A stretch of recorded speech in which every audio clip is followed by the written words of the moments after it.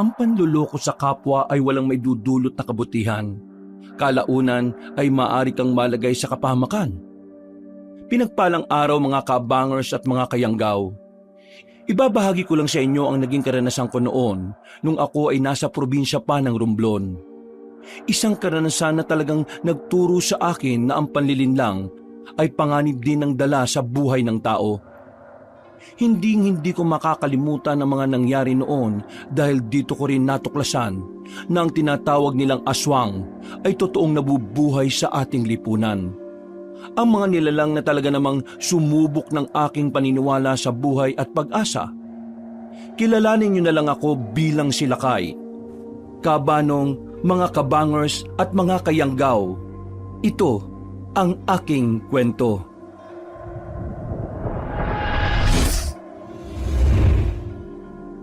Bago nga pala magsimula ang ating kwento, sana'y mapindot nyo muna ang subscribe button at ang notification bell para lagi kayong nanonotify pag may bago tayong mga kwento.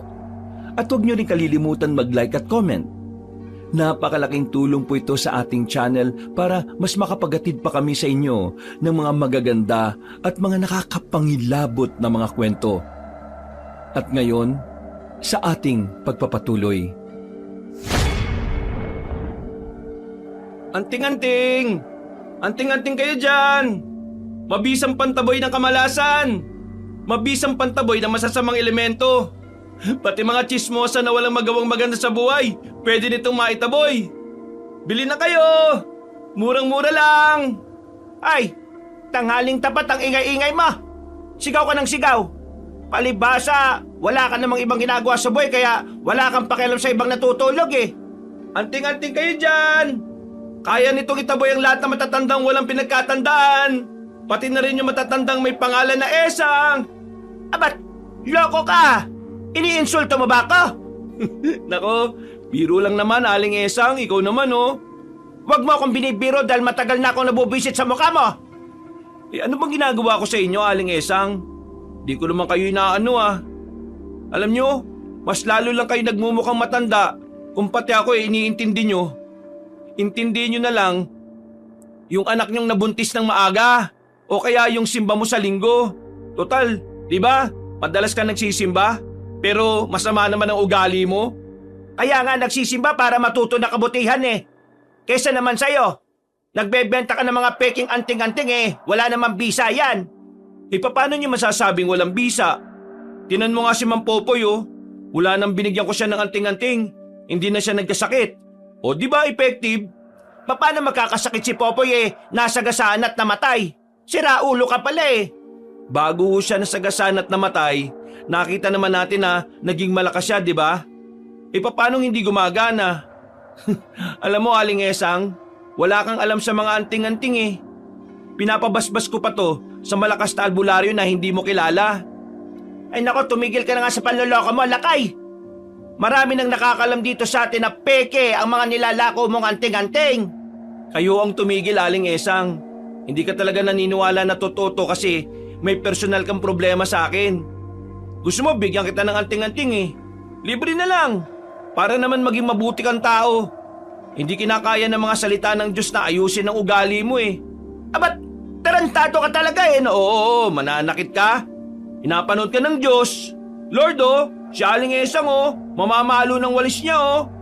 Kung hindi lang talaga ako nagsisimba tuwing linggo, siguradong nilatayan ko na ng kahoy ang pagmumukha mo. Uy, si Aling Esang, lumalabas yung pagiging ipokrita oh. Nagsisimba lang para pwede na siya makagawa ng kasamaan ulit. He, manahimik ka! Akala mo siguro hindi ko alam na nakikipaglandian ka kay Mang Ruben oh, kahit may asawa na siya. Ikaw ah. Hay! Hindi yan totoo na! Uy! Ayaw pang umamin! Awayin mo pa ako ng awayin! Sige ka!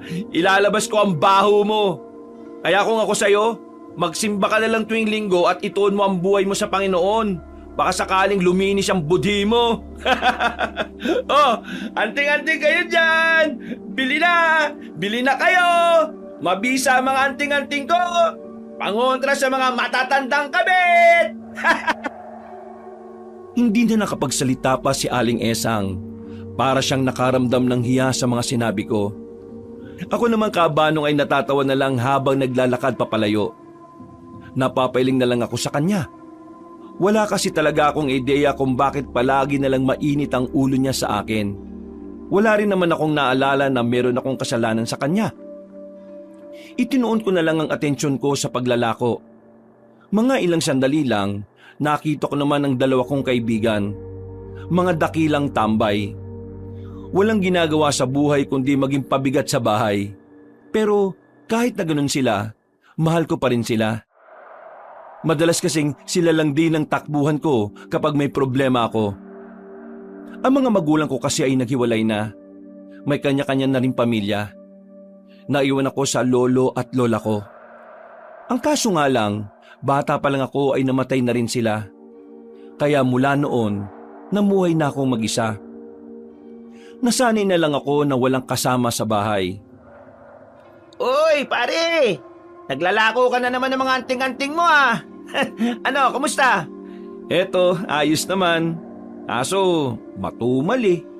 Buti na lang din. May mga naipon naman akong pera kaya kahit mahina ang bentahan nito nakakasalba naman sa araw-araw.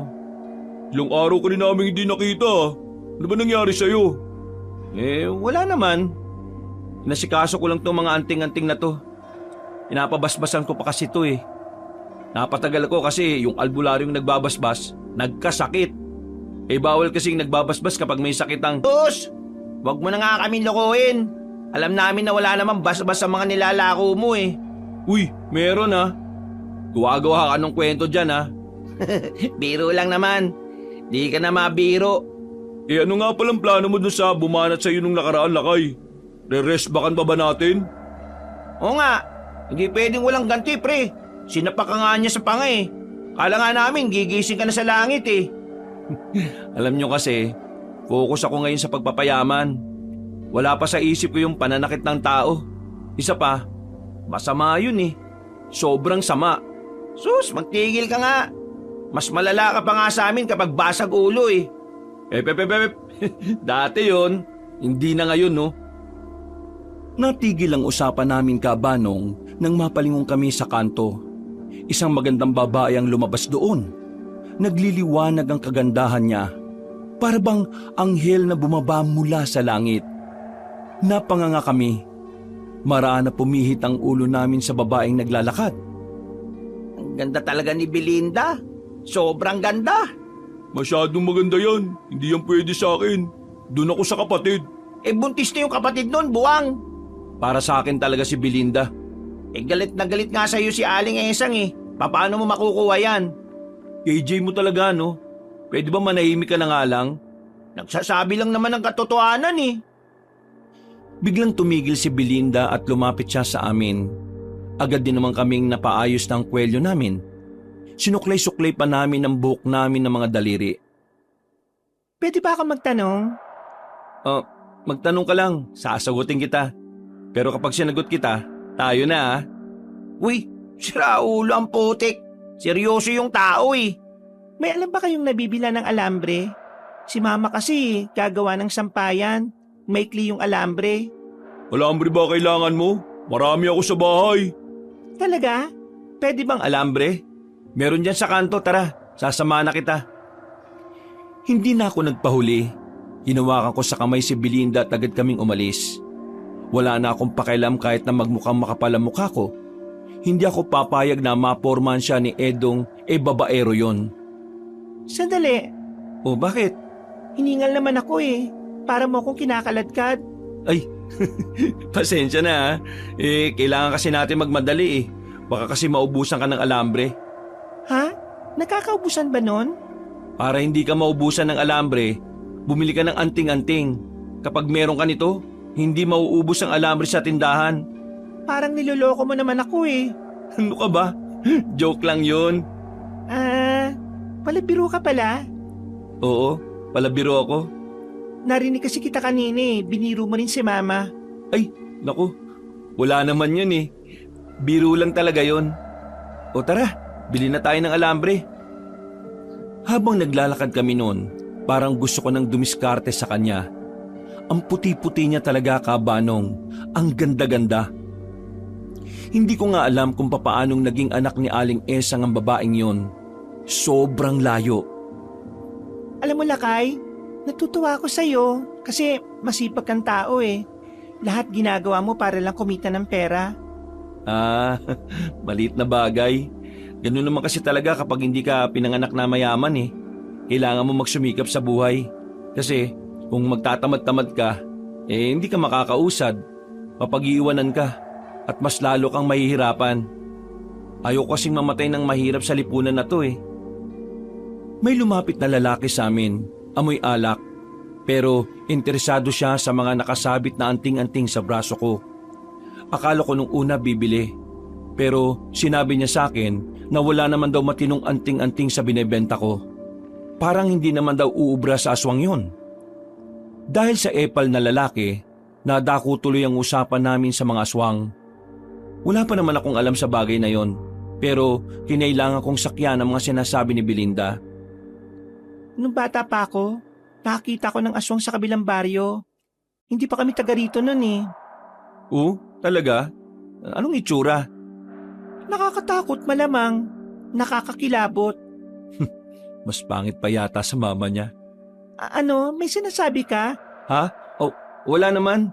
Ang sabi ko, nakakatakot talaga ang mga aswang. Bakit? Nakakita ka na rin ba? Hindi pa. Yung tita ko nakakita. Kinuwento niya lang sa akin. Pero tingin mo, may aswang kaya rito sa atin? Hindi ko alam eh.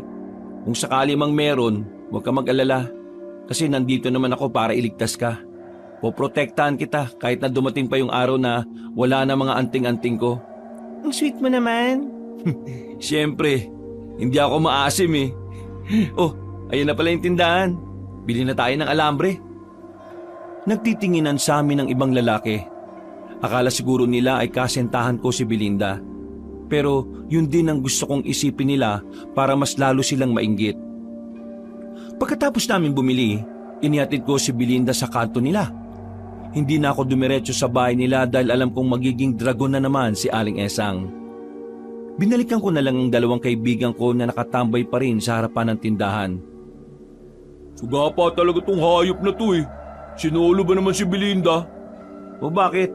Anong akala mo kay Belinda pwedeng paghatian? Di gusto mo, sa'yo na si Belinda. Mismo. Di sa'yo na. Hindi na ako makikipagkumpetensya. Dong ikaw, doon ka na sa isang anak ni Aling Esang. Sakto, walang ama yung pinagbubuntis nun. Kaya ako maging instant tatay, no? Matapos ang ilang minutong pagtambay ay iniwan ko na rin silang dalawa. Ipinagpatuloy ko ang paglalako ng anting-anting. Pagpunta ko sa ibang baryo, kahit papaano ay nagkaroon ako ng benta. Mga bandang 6:00 ng gabi na ako nakauwi. Pagpasok ko ng bahay, isang malalim na paghinga ang ginawa ko. Naramdaman ko na ang maghapong paglalakad. Napatingin na lang ako sa larawan ni Lolo at Lola na nakadikit sa dingding. Lolo? Lola? Hindi naman talaga kayo babalik? Habang tumatanda kasi ako, palungkot tong bahay na to eh.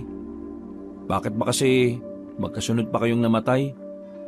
Pwede namang 10 taon yung pagitan eh. Dadaya nyo. Kinakausap mo yung picture nila? Ay putik! Paano ka nakapasok dito? Bukas yung pinto eh. Ibig ko sabihin, anong ginagawa mo rito? Kuya Lakay, pwede bang dito na muna ako? Ha? Baliw ka ba? Hahanapin ka sa akin ng mga magulang mo, no? Hindi nila ako hanapin. At bakit hindi? Kasi nag-aaway na naman sila eh. Umalis silang dalawa sa bahay, wala akong kasama. Pambihira naman, no? O sige, dito ka na muna. Ibang klase mga magulang meron ka. Sasabihan ko na lang si tita na nandito ka para hindi sila mag-alala. Napabuntong hininga na lang ako. Si Miko ay ang pinakabata kong pinsan. May mga pagkakataon na nagpupunta talaga siya sa bahay ko. Tinatanggap ko naman dahil malaki ang pagkakatulad namin. Isa pa, hindi rin naman ibang tao sa akin ang batang yon. Bago ka matulog, maligo ka na muna ha. Kanina ka pa laro ng laro sa labas. Saan po kayo pupunta? Diyan lang sa mga tropa. Balik po kayo kagad, Kuya Lakay ah. Babalik naman ako kagad. Natatakot po kasi ako dito eh. Ha? Bakit ka naman matatakot? Eh nung nakaraang buwan, nandito ka rin naman. Iniwan pa nga kita mag-isa eh. Eh baka po kasi may aswang eh. Pambira ka naman. Walang aswang no? Saan mo na naman ba narinig yan? Sa mga kalaro ko po, ang sabi kasi nila, kinukuha daw ng mga aswang ang mga batang walang kasama sa bahay eh. Yung mga kalaro mo mga buang. Tinatakot ka lang ng mga yun. Alam mo, ang tunay na lalaki, kahit walang kasama sa bahay, matapang dapat. Ganun po ba yun? Oo naman. Tingnan mo ko. Di ba kapag wala ka rito, wala rin naman akong kasama. Eh malaki ka na po eh. Basta, walang aswang. O sige na, alis na muna ako. Babalik ako maya-maya. Hindi ko na hinintay pang mangulit si Miko. Nagmamadali na rin akong umalis ng bahay. Pupunta sana ako sa bilyaran para makapag-relax-relax kahit na papaano. Pero bago pa man ako makarating doon ay may nangyari ng nakakainis. Aray ko, wisit! Meron akong naapakan na may tulis. Hindi naman ako nasugatan. Pero paika-ika ako ng lakad dahil medyo masakit. Pagtingin ko, nakita ko ang kapiraso ng kawayan. Parang 1.5 pulgada lang ang sukat. Tapos, merong tali. Teka, kwintas to Mukhang pwede ko rin isama to sa mga binebenta kong peking anting-anting. Umupo na muna ako sa gilid. Pinahupa ko na muna ang sakit ng paa ko. Habang naghihintay ako, ay bigla na lang akong nakaramdam ng pagkahilo. Hindi ko alam kung dahil ba yun sa sakit ng paa ko. Buti na lang talaga, napadaan si Edong nung mga sandaling yon. Uy, pare! Ayos ka lang? Oo, ayos lang naman ako. Medyo nahilo yata ako. Nahilo ka? Kumain ka na ba? Baka gutom ka lang. Kumain naman ako. Ayos naman ako kanina eh. Nung tatayo na ako, bigla ako nahilo. Eh baka kasi kakabilad mo yan sa araw. Tara, samahan na kitang umuwi sa inyo. Tapos magpahinga ka Baka pagod lang yan. Masyado ka kasing masipag eh. Baka bukas yan, bigla ka nalang tumago sa pader. Inalalayan ako ni Edong. Malaki ang pasasalamat ko sa kanya dahil talagang hindi ko kakayaning makapaglakad na mag-isa. Para akong nalasing bigla. Nang makauwi na kami sa bahay ko, huminga na muna ako. Hawak-hawak ko pa rin ang kawayan sa palad ko. Marami pong salamat sa pagdating nyo kay Kuya Lakay. Lasinggero po kasi talaga yan dati pa eh. Hindi naman lasing ang Kuya Lakay mo, ano ka ba? Nahihilo siya. Baka masama pakiramdam. Kaya ikaw na munang bahala sa kanya, Miko ha. May kailangan pa kasi akong puntahan eh. Sige po, marami po ulit salamat. Miko, bigyan mo nga ako ng kape. Marunong ka ba magtimpla? Opo, marunong naman po ako. Ako nga po nagtitimpla ng kape ni Papa eh. Kapag gusto niya ng kape. Mabuti naman kung ganun. Natututo ka na pala eh. Kuya Lakay, baka kaya ka nahilo kasi natakot ka sa aswang. Diyos ko, anong kunik? Sabi kasi ng mga kaibigan ko, kapag ang aswang daw ay nakita mo, tinititigan ka niya sa mata eh. Nahihilo ka raw po. Ikaw talaga, kung ano-ano na lang ang natututunan mo sa labas ha. Alam mo mabuti pa, dapat libro binabasa mo. Hindi yung mga sinasabi ng mga kaibigan mo yung iniintindi mo. Eh bakit pa po ako magbabasa eh, hindi naman ako mag-aaral. At bakit hindi ka mag-aaral? Eh nag-aaway nga si Mama at Papa, baka hindi na nila ako kayang paralin. Gusto mo ba mag-aaral? Wag na, kasi wala rin naman po akong mararating eh. Hoy, tumigil ka sa ganyang kaisipan mo ha. Mag-aral ka hanggat may magpapaaral sa'yo. Tandaan mo Miko ha, sa lipunang ito, ang mga taong mangmang ang madalas na ginagamit ng mga matatalinong tao para sa pansarili nilang interes. Ayokong maging kagaya ka ng ibang mangmang dyan na inaabuso. Kapag may pinag-aralan ka, hindi ka basta-basta maloloko ng ibang tao. At kapag meron kang alam, mas malaki ang tsansa na maging matagumpay kang tao sa hinaharap. Eh ikaw kuya, Bakit hindi ka po nag-aaral? Huli na ang lahat para sa akin, Miko. Mas kailangan ko na magtrabaho kaysa mag-aral. Mas kailangan ko ng pagkain kaysa diploma. Anong edad ko na rin, oh? Napaglipasan na ako ng panahon. Kaya po ba nagbibenta ka na lang ng peking anting-anting? Huy, anong peke? Gawa-gawa ka ng kwento dyan, ha? Kuya Lakay, nung dating pumunta ako dito, inamin mo na sa akin na peke yung mga anting-anting na nilalako mo, no? Lasing ka nun eh. Kaya siguro hindi mo po maalala. Naalala ko. Bad trip. Kamaingay, ha? Di ba masama po yun ang loloko? Masama ang panloloko kapag naalaman nila. Pero hanggat wala silang alam, hindi ito masama. Ala, si Kuya Lakay, masamang tao. He, magtigil ka nga. Timplahan mo na nga lang ako ng kape. Sige na. Nawala rin naman ang pagkahilo ko ng mga sandaling yon. Pero hindi pa rin mawala-wala sa isipan ko kung ano yung mga naririnig ko ng mga sandaling sinubukan ko matulog. Meron kasi ako mga naririnig na boses. Para silang bumubulong pero hindi ko naman naiintindihan. Pinagpalagay ko na nga lang noon na baka guni-guni ko lang dahil sa pagod. Kinabukasan ng umaga, inayos ko na rin ang mga anting-anting na ibebenta ko. Meron akong alam na bagong baryo na hindi ko pa napupuntahan. Pagsapit ng 10:00 ng tanghali ay naghanda na rin ako. Kuya Lakay, magbebenta ka na po ba ngayon ng peking anting-anting? Shh, uy, huwag mo nga sinasabi yan. Baka mamaya may makarinig di nabisto pa ako. Mawawalan tayo ng pagkain dito. Hindi ka ba nahihiya sa akin, Kuya Lakay? Bakit naman ako mahihiya sa'yo?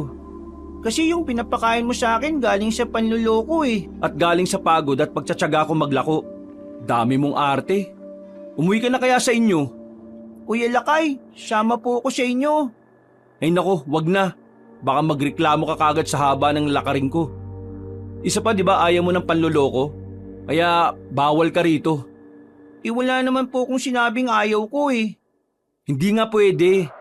Bata ka pa masyado para sa mga ganitong trabaho. Dito ka lang. May pagkain na dyan hanggang gabi na. Ikaw na bahala sa sarili mo. Iniwan ko na lang siya sa bahay. Mabilis akong naglakad papunta sa sakayan ng mga tricycle. Nang nasa biyahe na ako, nagulat na lang ako na sumunod pala sa akin si Miko at sumakay siya sa likuran ng driver. Pagkababa ko, agad ko siyang piningot. Napapakamot na lamang ako sa ulo. Ari, kuya, ari. Ikaw ang kulit mo talaga. Paano ka nakasakay doon?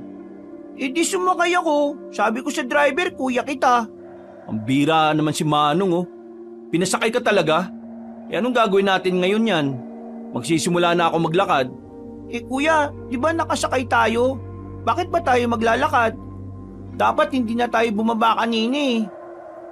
Dito na nga magsisimula yung paglalakad ko. Nakikita mo naman, di ba? Maraming tao doon.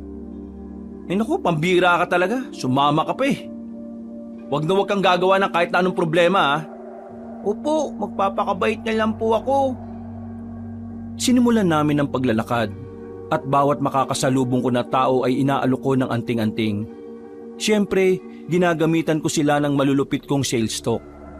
Kung ano-ano na lang ang sinasabi ko para maniwala silang epektibo ang nilalako ko.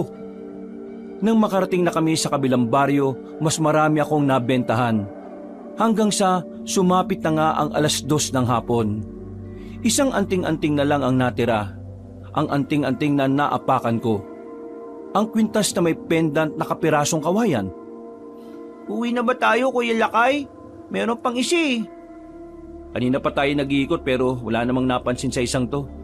Siguro, ibenta ko na lang ulit sa susunod na paglalako ko. Kuya Lakay, nagugutom na po ko.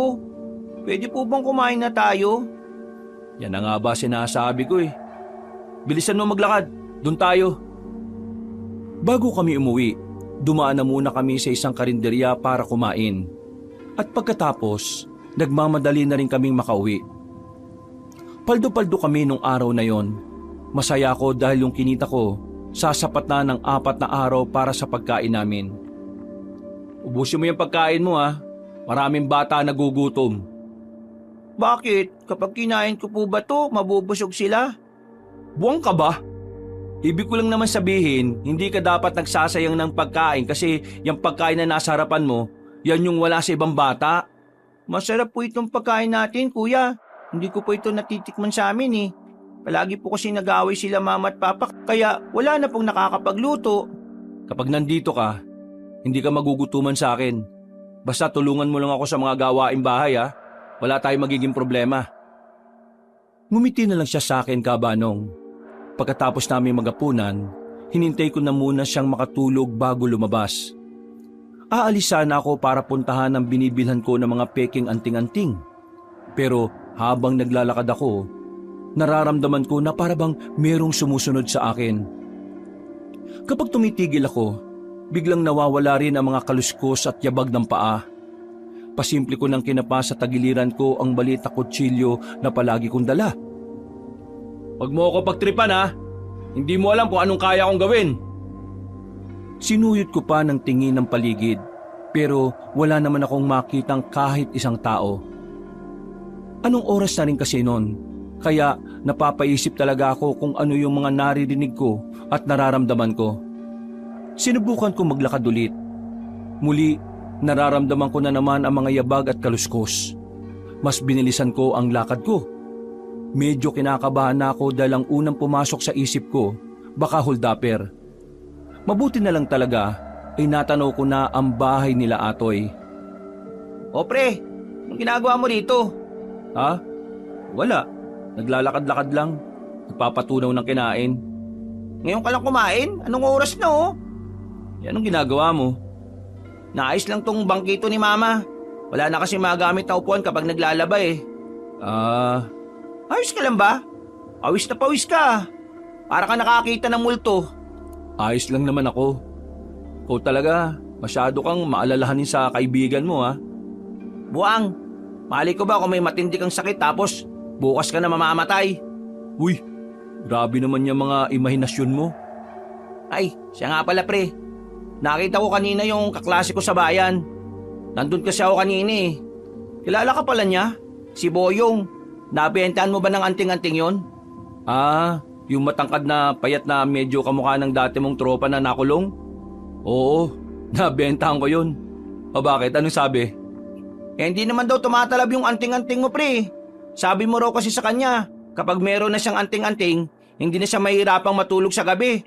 Ilang gabi na raw siyang puyat eh. Ay nako, alam mo kung bakit hindi natalab yung anting-anting? Baka naman peke.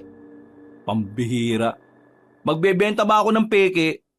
Kaya hindi siya makatulog sa gabi kasi nood siya ng bold. Yun ang dahilan kung bakit siya napupuyat. Paano naman kasi gagana yung anting-anting kung kinokontra naman ng bold? Subukan niyang tigilan yung panonood ng ganon. Tingnan mo, 1 minuto lang tulog yan. Ha? Ganun ba yun? Oo, ganun yun. Alam na alam ko yan kasi inaaral ko din naman yung mga anting-anting na meron ako. Hindi ka nanloloko ng tao ah. Diyos ko naman, ako manloloko ng tao? Hindi naman ganun ang pagkakakilala mo sa akin, di ba? Naniniguro lang. Siyempre, ayaw ko rin naman na mapaaway ka na naman kasi may nagsasabing peke yung binebenta mo. Huwag ka mag-alala. Sanay na ako sa mga ganun. Yung mga taong nagsasabi ng ganun yung mga taong hindi naman marunong sumunod sa mga hakbang na tinuturo ko. O paano? Uwi na ako ah.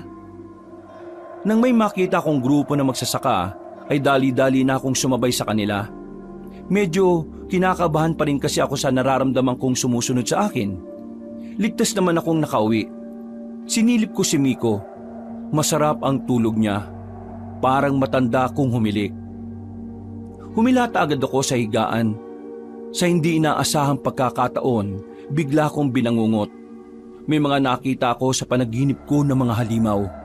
Mga taong namamatay at nilalapa ng kung ano-anong nilalang. Napasigaw ako nang maramdaman kong hindi na ako nakakahinga na maayos.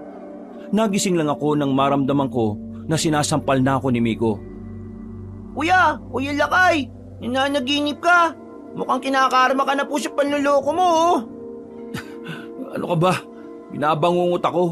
Pero ang sakit ng sampal mo, Miko. Parang nauga yata pang ako eh.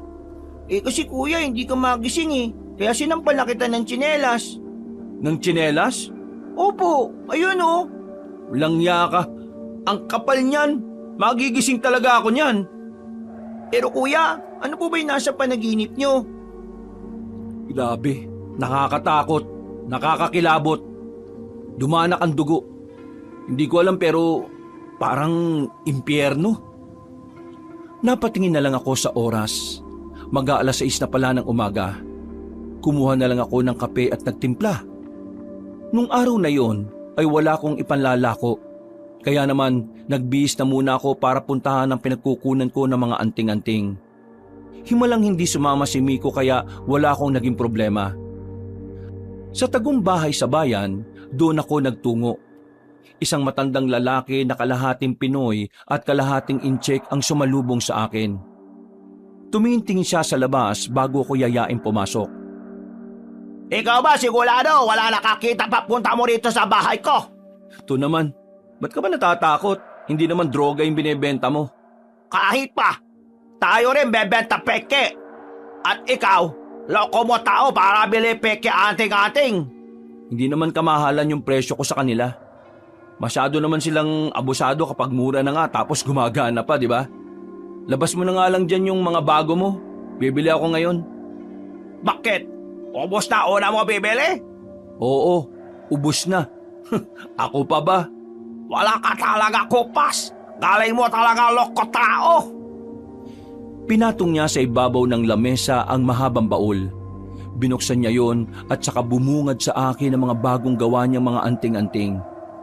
Parang kumikinang sa mga mata ko ang mga yon.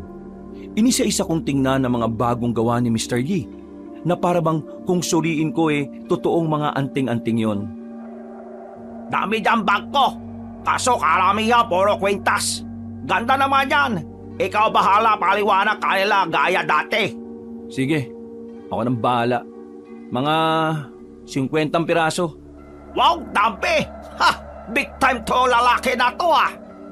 Pagaling lang talaga ako mag-sales talk. Abot langit ang ngiti ni Mr. Lee sa dami ng binili ko. Pagkatapos ng sandaling pag-uusap ay nagpaalam na rin ako sa kanya. Masaya ako noon dahil ang dami ko na namang ibebenta. Habang naglalakad ako papasok sa aming baryo, naramdaman ko na naman na parabang merong sumusunod sa akin. Kinabahan na naman ako. Kinapa ko ang kutsilyo na laging nasa tagiliran ko. Pero sa mga sandaling yon, mas lalo akong kinabahan dahil hindi ko pala yon bitbit. Binilisan ko na lang ang lakad ko. Nang liliko na sana ako sa isang kanto, biglang may matandang lalaking humarang sa daraanan ko. Puti at mahaba na ang buhok niya. Malakas-lakas base sa kanyang tindig.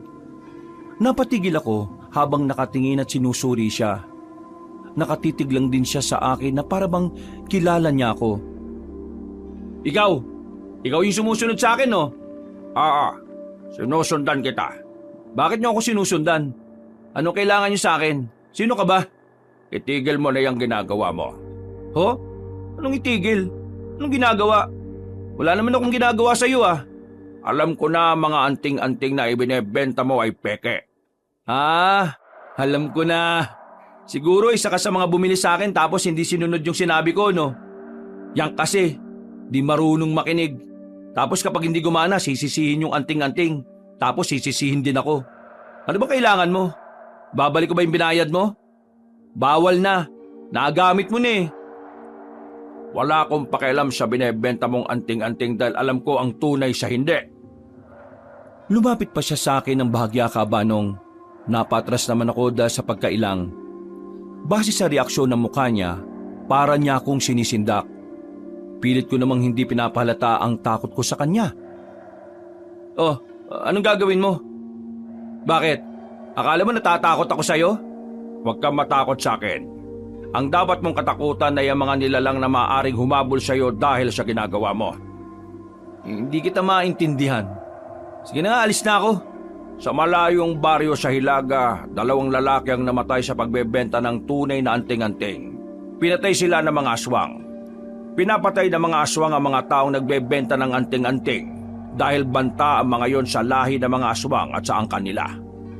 Kung hindi mo ititigil ang ginagawa mo, mapagkakamalang ka nila at baka mamatay ka rin. At bakit naman ako maniniwala sa'yo?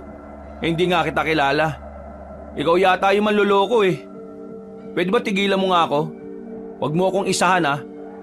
Sige na, alis na ako. Sinabihan na kita. Walang sisiyahan kapag ginambala ka na nila. Hindi ko pinansin ang sinasabi ng matandang lalaki. Nagmamadali na akong naglakad papasok ng baryo namin.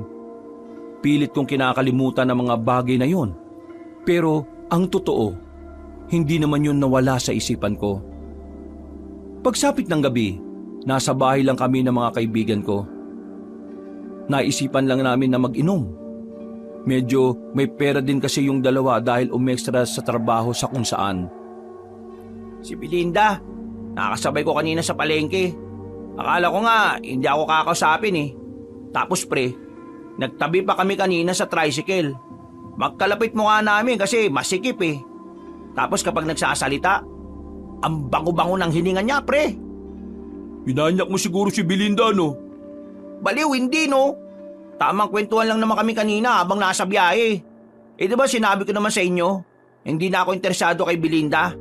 Kaibigan lang talaga tingin ko sa kanya. Eh ako kasi, yung kapatid niya ang gusto ko talaga. Kaso nabuntis naman. Eh ikaw Lakay, kumusta kayo ni Belinda? Kailan kayo huling nag-usap? Uy, Lakay! Nakikinig ka ba? Ha?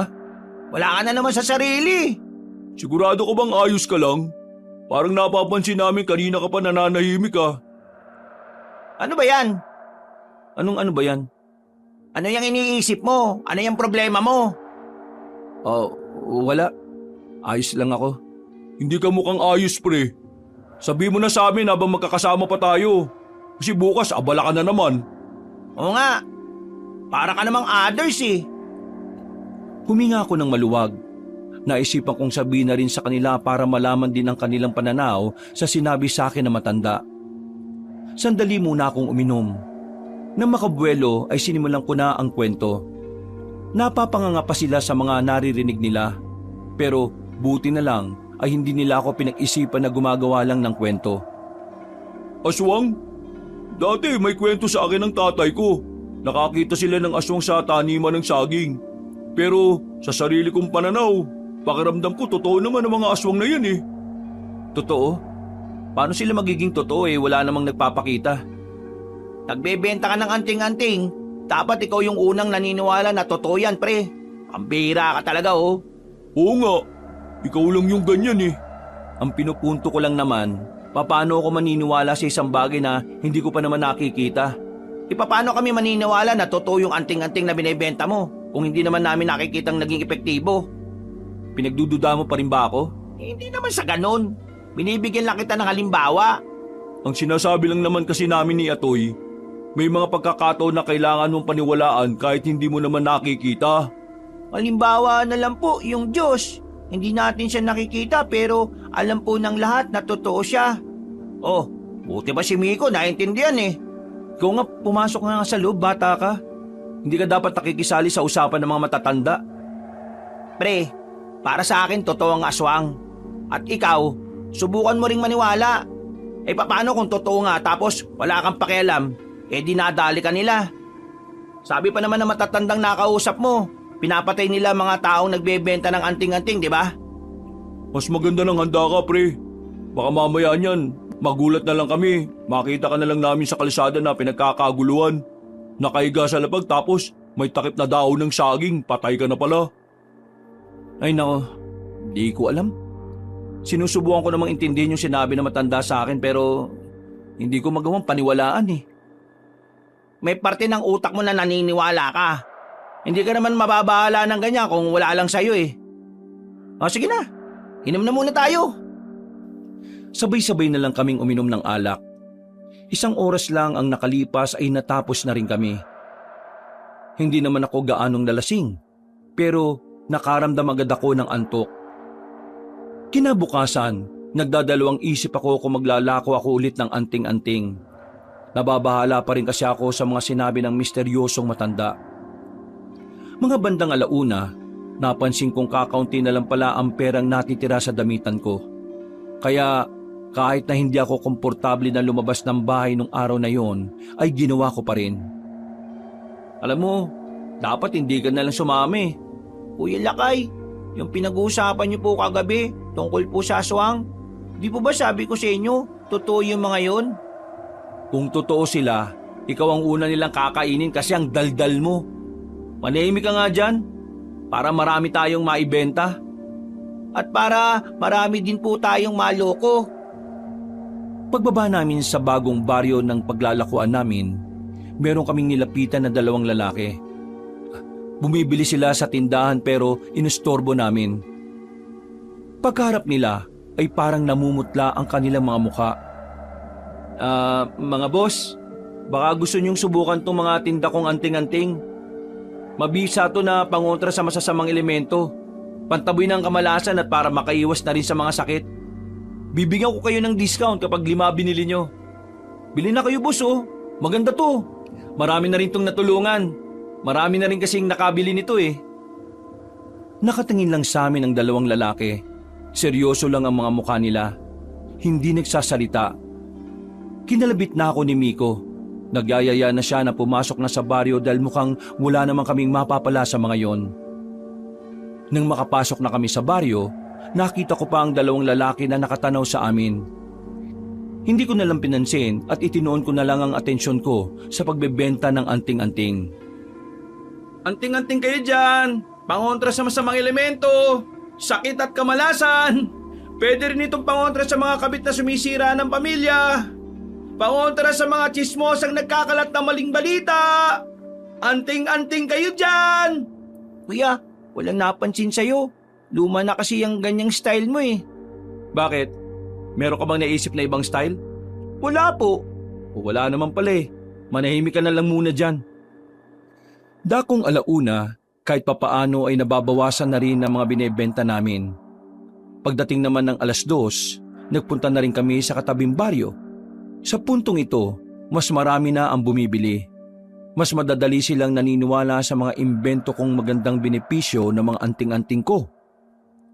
Ayos! Medyo pwede na to. Marami-rami na rin tayo nabenta. Kuya Lakay, pwede ba muna tayong maligo dito sa ilog na to? Hindi. Nagpapahinga lang tayo rito, pero hindi maliligo. Napakamot na lamang sa ulo si Miko. Matapos ang ilang minuto, ay agad na rin naming nilisan ang ilog na yon. Naglakad na kami papunta sa sakayan ng tricycle.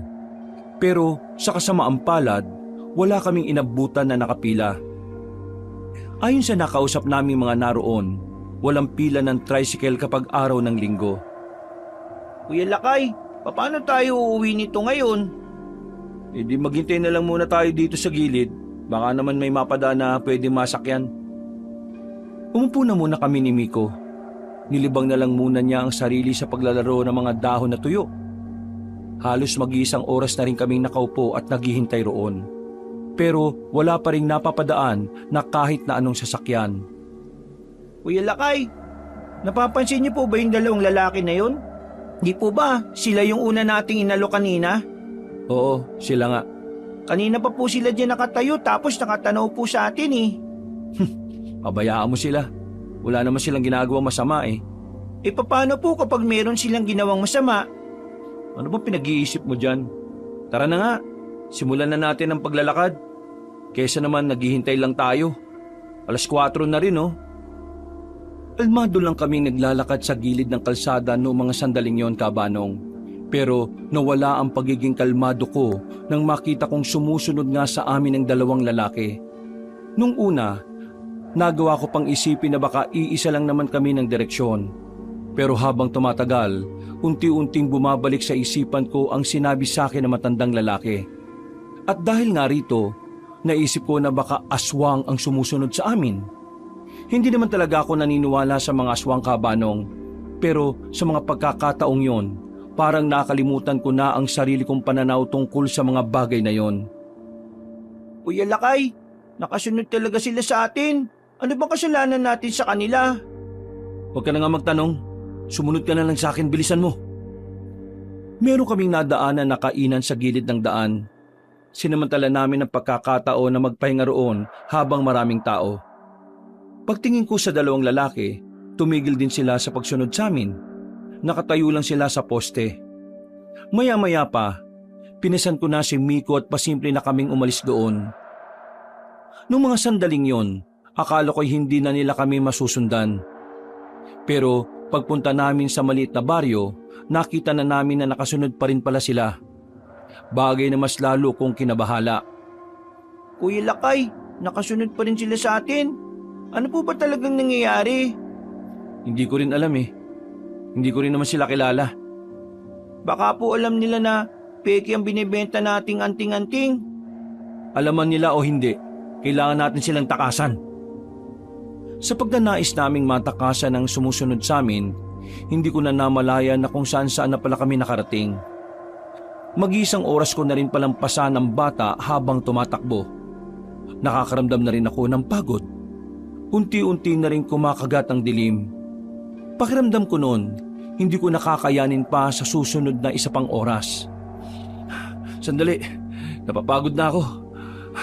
Dito na muna tayo. Pero kuya, hindi sila tumitigil sa pagsunod sa atin, oh.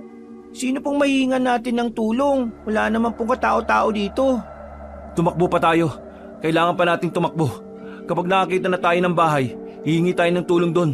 Halika na, pasanin na kita ulit. Dali! Sa mga sumunod na sandali, meron na rin kaming nakitang bahay na nakatirik sa gilid lang din ng daan. Nagmamadali kami makalapit doon. Pagtingin namin sa likuran, nawala na ang dalawang lalaki. Ang kaso nga lang, pagbalik ng tingin namin sa harapan, ay nakaharang na sila sa daraanan namin. Hindi na kami nakalapit pa sa bahay para makahingi ng tulong. Sino ba kayo? At bakit kayo sunod ng sunod sa amin? Kuya Lakay, mukha silang takas sa kulungan. Mukhang adik din. Anong kailangan niyo sa amin? Wala kaming nakuwang sagot mula sa dalawa. Kaya naman, ibinaba ko na muna si Miko. Kahit na dalawa sila, handang-handa ko silang palagan nung oras na yon. Pinipilit kong tapangan dahil ayaw kong magmukhang mahina sa harapan ng batang kasama ko. Ayaw niyong sumagot ha? Sige, sasapakin ko na lang yung mga mukha niyo.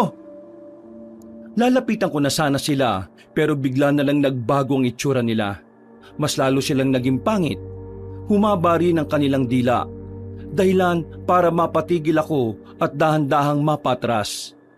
Sa mga puntong yon ay nakumpirma ko na rin na totoo nga talaga ang aswang.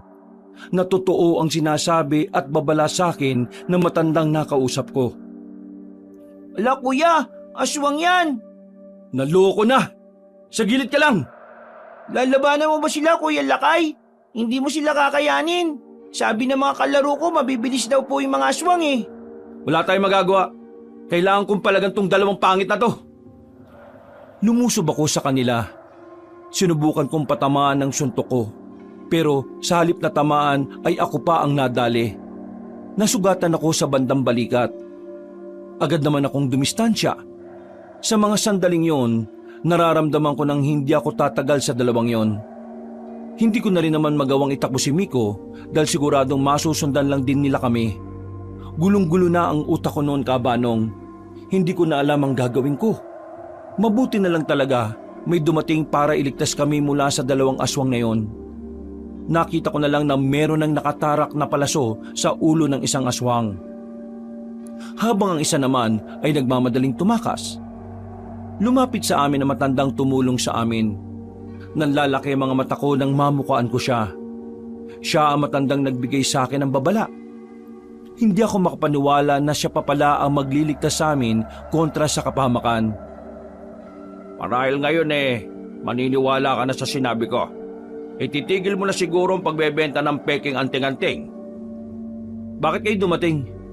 Ibig kong sabihin, paano nyo nalaman na nasa panganib ang buhay ko? Hindi ko alam, pero nakita ko. Doon lang ako nakatira sa bahay na yon. Maswerte ka kasi talagang itinadhana na ako magliligtas sa inyong dalawa. Kuya, kilala niyo ba siya? Siya yung matandang nagbigay sa akin ng babala. Huwag na kayo mag-alala, patay na ang aswang na yan. At hindi na kayo babalikan ng isang nakatakas. Sumunod kayo sa akin, doon na muna tayo sa bahay ko. Nagkatinginan kami ni Miko. Sa pagkakataong yon, pinagkatiwalaan ko na ang matanda. Kahit na hindi namin siya kilala, ay sumunod kami sa bahay niya. Habang nakaupo sa gilid, nakita namin ang mga nakadisplay na mga mahahabang itak sa mga dingding. Meron ding ibang mga sandata ang nakadikit. Inumin niyo muna to, pampakalma yan. Huwag kayong mag-alala, Wala akong nilagay na lason dyan. Maraming salamat po. Salamat po, Lolo. Pero, paano niyo po nalaman na peke yung mga binibenta ni Kuya Lakay? Meron lang nakapagsabi sa akin. Kaya nang malaman ko ang tungkol sa mga binebenta niya, sinimulan ko na ring alamin kung sino siya.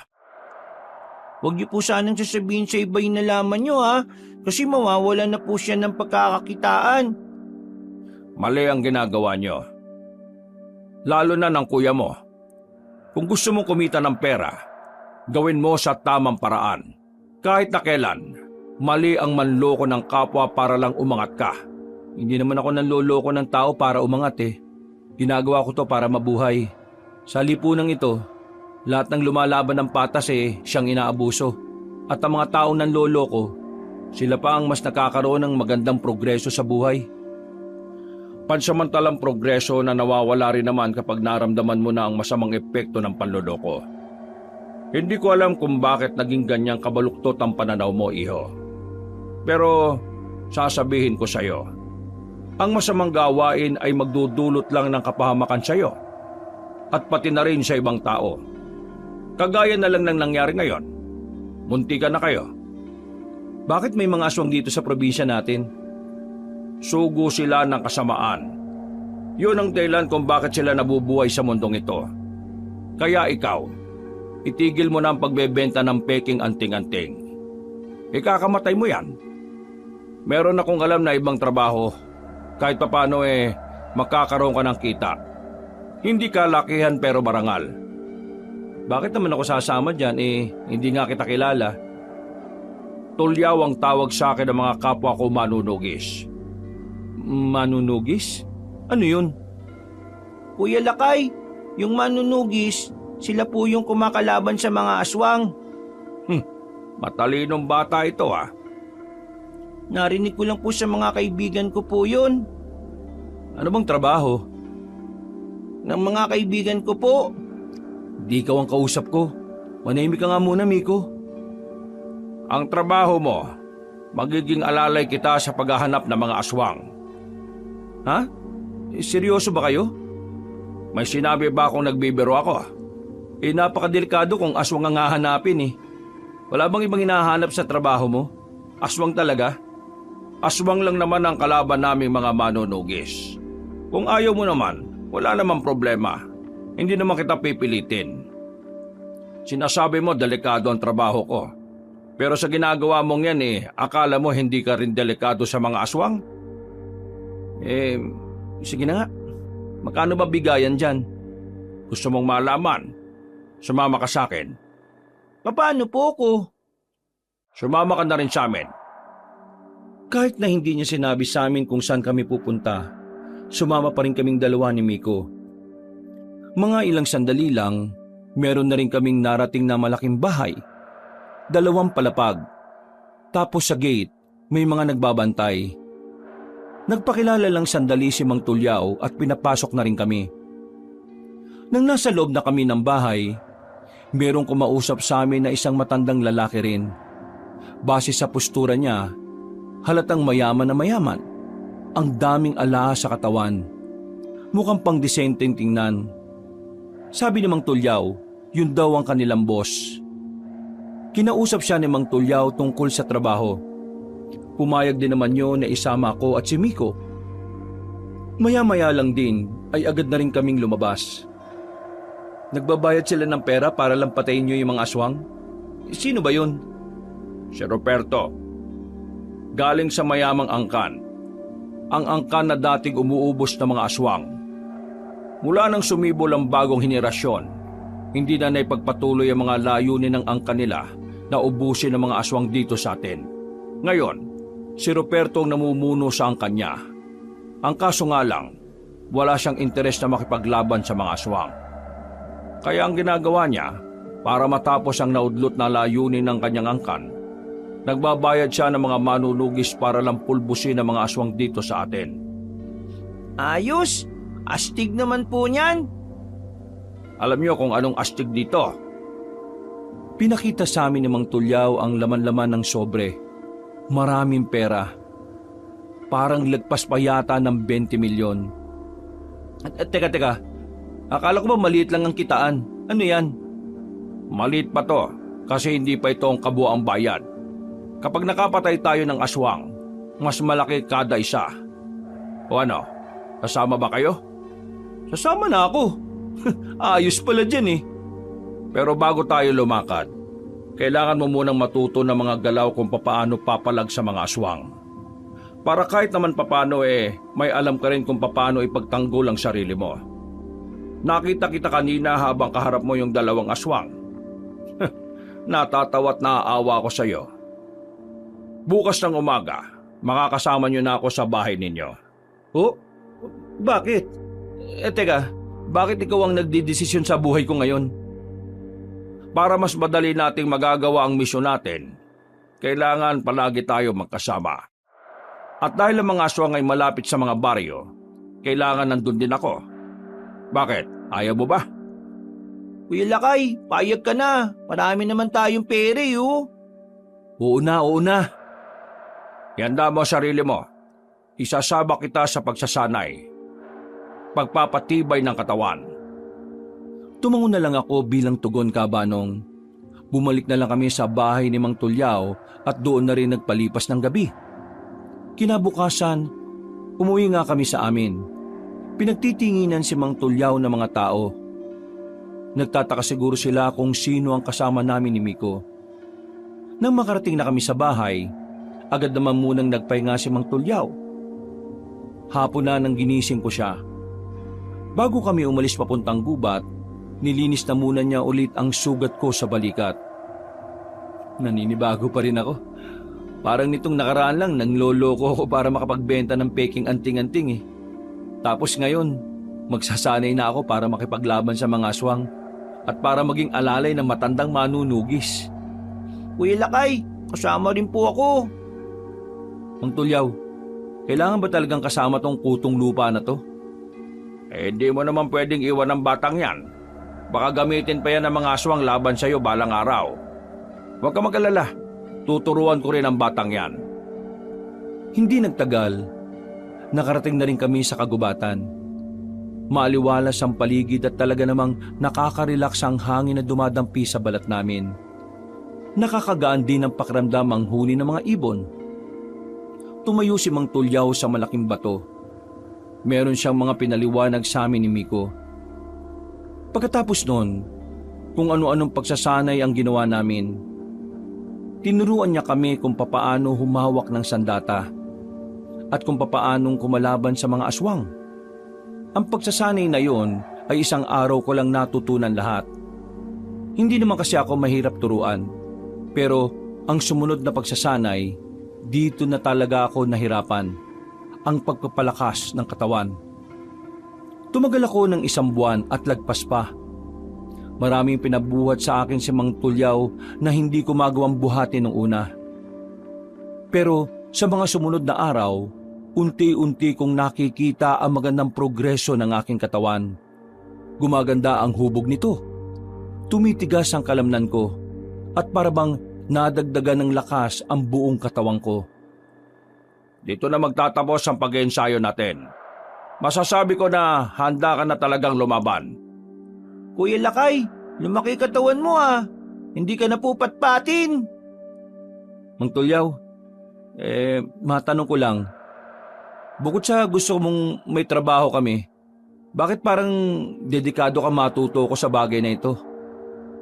Huminga ng malalim ang matanda at saka umupo sa gilid. Dahil kailangan ko ng kasama. Tumatanda na ako. Hindi ko nakakayanin ang misyon kung ako lang mag-isa. Ikaw, bukod sa pera, bakit ka pumayag? Bakit parang hindi ka naman nagdalawang isip? Siguro dahil nakukonsensya ako sa mga panlolokong ginawa ko. At tingin ko, ito lang yung tanging paraan para makabawi ako sa kanila.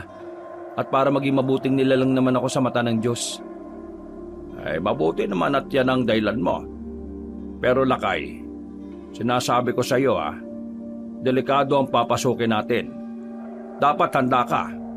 Hindi lang ang katawan, kundi pati na rin ang isip mo para sa mga bagay na pwedeng mangyari. Pwede kang mawalan ng kasama.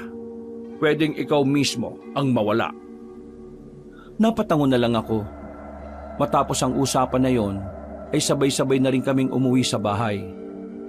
Sa mga nakalipas na araw, hindi pa rin alam ng dalawa kong kaibigan ang tungkol kay Mang Tulyaw. Sumakto kasi na nagkaroon ng trabaho ang dalawa na kinailangan nilang magstay in. Kaya nang makita nila si Mang Tulyaw sa bahay, ang una nilang inisip ay kamag-anak ko. Malayong kamag-anak, dito na muna siya patitirin habang naghahanap siya ng mapagkakakitaan. Magandang hapon po sa inyo, Mang Tulyaw. Ako nga pala si Edong, pinakamabuting kaibigan ni Lakay. Ako naman po si Atoy, pinakapoging kaibigan ni Lakay at pinakamatalino. Nakakatuwa naman to mga kaibigan mo. Naalala ko tuloy noong araw, meron din akong dalawang kaibigan. Mababait yun sila. Sa sobrang bait, kinuha kagad ni Lord. O siya, babalikan ko lang ang niluluto ko sa loob ha. Pre, kamag-anak mo ba talaga yun? Hindi mo naman kamukha eh. Oo nga. Parang kapag pinabata mo yun, mas matalino pa ang mukha niya kaysa sa'yo. Kung ano-ano na naman ang pinagsasabi nyo. Kumusta naman ang buhay sa Maynila? Ayun, masaya naman. Kaso, ang hirap pala ng trabaho doon. Tapos, hindi naman ganun kalakihan ng kita. Uripot kasi boss natin eh. Pero sa ibang trabaho naman, malalaki naman daw ang sahod. Kailan ang balik nyo ron? Wala na, tapos na ang kontrata. 1 buwan lang yun eh. Madudugtungan pa sana yung kontrata namin, kaya nga lang, yung kakilala nitong si Edong na nagpasok sa amin doon, hindi na rin tutuloy. Kawawa kasi, namatayan ng buong pamilya. Ha? Buong pamilya? Anong nangyari? Nauna siyang umuwi sa amin bago matapos ang kontrata. Ang pagkakaalam namin, pinasok daw yung bahay nila. Pati yung asawa niyang buntis pinatay eh. Winakwakan tiyan. Ang sabi nga ng iba Aswang daw yung pumatay sa pamilya niya. Nadama yata yung iba kasi pinrotektahan yung buntis. Aswang? Oo na, alam naman namin di ka naman naniniwala dun eh. Pero yun ang sabi ng ibang kamag-anak ng mga biktima, aswang daw. Hindi na ako nakapagsalita ng mga sandaling yon, Kabanong. Nakita ko si Mang Tulyaw na nakadungaw sa bintana. Nakatingin siya sa akin nang marinig niya rin ang sinabi ng dalawa. Pag-alis ni Edong at Atoy, napag-usapan namin ang bagay na yon. Bandang 9:00 ng gabi, lumabas na rin kaming 3 ng bahay para simulan ang misyon namin. Karaniwang ginagawa ng mga aswang aswangin ng mga buntis. Yun ang sinabi ng mga kaibigan mo. Pwedeng totoo na nadamay lang yung ibang tao. Nabuntis lang sana ang pakay. Pero alam mo ba nga mga aswang, kahit sino pwede nilang kainin. Sa katunayan nung araw, meron kaming natuklasan na lungga ng mga aswang. Maraming drum kung saan nakasilid doon yung mga wala ng buhay na tao. Ibig niyo sabihin, ginagawa nilang pagkain ng mga tao? Mismo. Nakakatakot pala ang mga aswang na yun. Kumakain sila ng tao. Hindi ka dapat matakot, iho. Kasi tinuruan naman kita kung paanong lumaban, di ba? Kaya nga po eh. Kapag nakarap ko po ang mga aswang na yan, lalabanan ko po sila. Yan ang gusto ko, matapang. Mang Tulyaw, saan ba punta natin? May pupuntahan tayong bahay. Isa sa mga bahay na matagal ko nang minamanmanan. Malaki ang tsansa na mapalaban tayo ngayong gabi. Kaya ihanda niyong sarili niyo, ha? Huwag niyong mamalitin ang makakalaban natin. Hindi natin alam kung ano ang kaya nilang gawin. Kahit na ako, hindi ko sigurado kung anong klaseng aswang sila. Magkahalong kaba at pananabik ang nararamdaman ko, Kabanong.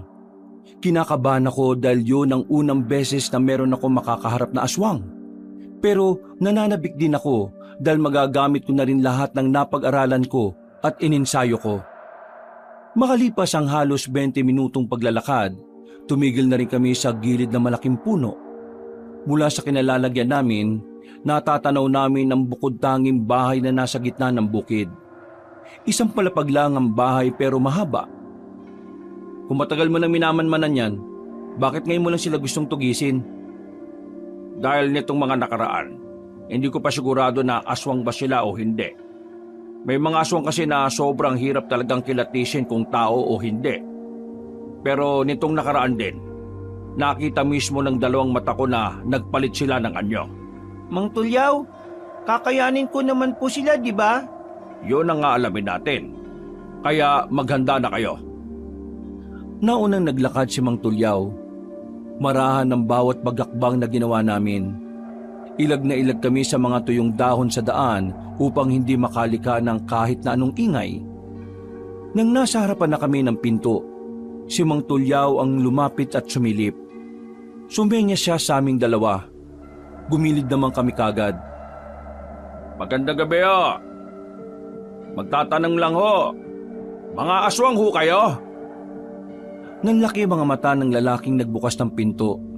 Bago pa isara ang pintuan, agad tinaga ni Mang Tulyaw ang aswang. Tinamaan yun sa dibdib. Hindi naman sinayang ni Mang Tulyaw ang pagkakataon. Ibinaon niya ang kanyang itak sa dibdib ng aswang na yon. Samantala, nabulabog naman ang mga nasa loob. Kanya-kanya silang labas ng bahay. Kami naman ay dumistansya ng bahagya. Galit na galit ang mga nilalang nang makitang wala ng buhay ang isa nilang kasama. Tapos na ang maliligayang araw ninyo! Bigla silang lumusob sa amin. Agad naman kaming nagsikilos. Nagkadikit lang kaming dalawa ni Miko. Habang si Mang Tulyaw naman, walang takot na hinarap ang 4 na aswang. 2 naman ang nasa amin. Kuya Lakay, ang saya-saya ng ganito. Huy, huwag kang magpadalos-dalos ha. Nilapitan ni Miko ang kaharap niyang aswang. Kahit na bata pa siya, parang matanda na siya kung kumilos. Talagang nasunod niya lahat ng tinuro sa kanya ni Mang Tulyaw. Nang makita kong kinakaya-kaya naman niya ang kalaban niya, dito na ako nakampante. Nilapitan ko rin ang isa. Nakipagsabayan ako sa kanya. Aminado kong medyo tensyonado pa ako ng mga naunang minuto. Pero nang nasasanay na ako sa labanan, parang nilalaro-laro ko na lang. Hindi rin naman kasi sobrang bangis ng kalaban namin. Nagagawa pa namin silang ilagan. Kaya nga ilang sandali lang, napabagsak na rin namin sila. Si Mang Tulyaw naman, katatapos lang din talunin ang 4 na aswang. Mang Tulyaw, madali lang pala eh. Ang galing lang ginawa ninyo. Pero huwag tayo masyado matuwa.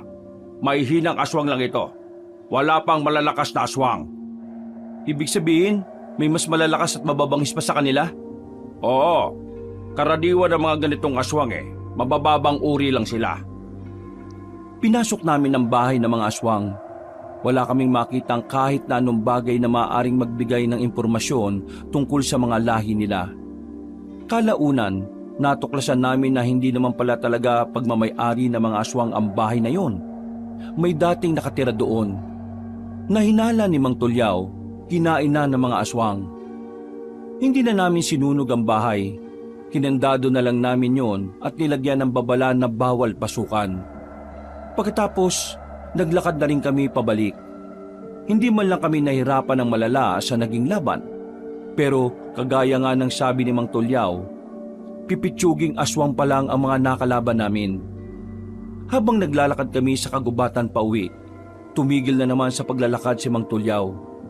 Sinenyasan niya kaming tumigil din at huwag mag-ingay. Sandali lang. Umupo muna kayo. Bakit to? May aswang na naman ba? Parating na sila. Kinakabahan ako noon, Kabanong, lalo na nang marinig namin ang mabibigat na yapbag ng paa. Hinayaan lang namin silang makalagpas. Ayon kasi kay Mang Tulyaw, hindi kami pwedeng makipagsabayan sa ganung karaming aswang, lalo na't nasa loob pa kami ng kagubatan. Ang lugar kung saan sila mas nakakalamang sa laban. Nang masiguro naming wala na nga sila, agad na rin kaming umalis doon. Nagmamadali naming nilisan ang kagubatan. Nakahinga na rin kami ng maluwag. Bakit hindi po natin sila kinalaban? Dihado tayo kung ganon sila karami. Lalo na't madilim doon kanina. Mas mahirap silang kalaban sa gubat dahil marami silang pwedeng pagtaguan o akyatan. Tama lang ang ginawa natin. Pero hindi ko inakala na ganon sila karami. Mang Tulyaw, mukhang kailangan na natin itong ipalam sa iba mong kasamahan. Oo, Bukas, babalik muna ako sa mga kasama ko at ipapaalam ko ito. Hindi ko inaasahan na nakakapagparami na pala ang mga lintik na aswang na ito. Nakabalik naman kami sa bahay ng ligtas. Kahit na may naipanalo naman kaming laban ngayon, napansin kong parang tahimik lang si Mang Tulyaw. Hindi nga rin siya nakatulog. Paggising namin ng umaga, dilat pa rin ang mga mata niya. Mga bandang 7:00 ng gabi, nagpaalam na agad siya para umalis. Kuya Lakay, kailan po babalik si Mang Tulyaw? Gustong-gusto ko na po na makipaglaban ulit sa mga aswang eh. Kung hindi siya makakabalik mamayang gabi, baka bukas na yon. Oy Miko, wala kang pagsasabihan sa labas tungkol sa mga nangyari kagabi ah. Tandaan mo, hindi pwedeng malaman ng iba na tumutugis na tayo ng aswang. Mas okay nang ang alam lang nila tagalako tayo ng anting-anting. Makakaasa ka sa akin, Kuya Lakay. O sige, dito ka lang. Bibili lang ako ng para sa pananghalian natin. Medyo maambon nung umagang yon, kaya kinuha ko ang payong sa gilid. Habang naglalakad papunta sa palengke, tinawag na naman ako na matandang si Aling Esang. Alam ko na wala na naman siyang sasabing maganda, kaya naisipan ko na lang sanang lagpasan siya. Pero hindi ko nagustuhan ang sinabi niya. Ang kapal ng mukha mo! Anong sabi niyo? Akala mo hindi ko alam? Ang ano ho? Pinopormahan mo ang anak kong si Belinda. Ang kapal ng mukha mo. Matapos mong insultuhin nung nakaraan, may lakas ka pa ng loob na umaligid sa anak ko. Halos 1 buwan na rin kaming hindi nakakapag-usap ng anak niyo ah. Kaya wala akong katotohanan yung sinasabi niyo. Nung nakaraan, may nakakita sa inyo na magkasama kayong bumili ng alambre. Sinamahan ko lang mo si Belinda kasi hindi niya alam yung mga uri ng alambre. Ano bang masama ron? Kahit na, wala ka pa rin karapatan na dumikit sa anak ko. Ang kapal ng mukha mo. Ang ganda-ganda ng anak ko tapos ikaw. Tinan mo nga yung itsura mo sa salamin. Hindi ka tanggap-tanggap. Kung alam mo lang, maraming may gusto sa anak ko na mas matino. May trabahong maganda, mayaman at higit sa lahat, gwapo. Kaya ikaw tumigil-tigil ka. Kasi kahit na kailan, hindi kayo magiging bagay ng anak ko. Inaamin ko naman po na humahanga ako sa kagandahan ng anak niyo. Pero hindi ko pa naman nararamdaman na gusto ko siyang makasama habang buhay. Pero huwag kayong mag-alala, Aling Esang. Sa oras na maisipang kompormahan siya, sasabihan ka agad kita. Para naman hindi ka nahuhuli sa balita. Abay, subukan mo lang. Makakatikim ka sa akin. Hindi ko papayagan ang anak ko na mapunta sa isang tao na walang direksyon ng buhay. Walang pera. Walang pangarap at higit sa lahat, walang mga magulang. Aling Esang, hindi ko na gusto tabas ng dila niyo Pwede tama na ho. At bakit? Masakit ba? Masakit bang marinig ang katotohanan? Naiintindihan ko na ayaw mo sa akin para sa anak mo. Pero wala kang karapatan na idawit ang tungkol sa mga magulang ko. Bakit? May masama ba ako sa sinabi ko? Ano bang problema niyo sa akin, Esang? Esang na lang ang tawag mo sa akin? Hindi kita maintindihan Wala naman akong kasalanan sa inyo. Pero noon pa man, mga bata pa lang kami nila Belinda, banas ka na sa akin. Ano ba problema mo Bakit ayaw mong sabihin? Ano? Ano? Mananapa ka? Ano bang ingay ito? Bakit? Ano bang nangyayari sa inyong dalawa?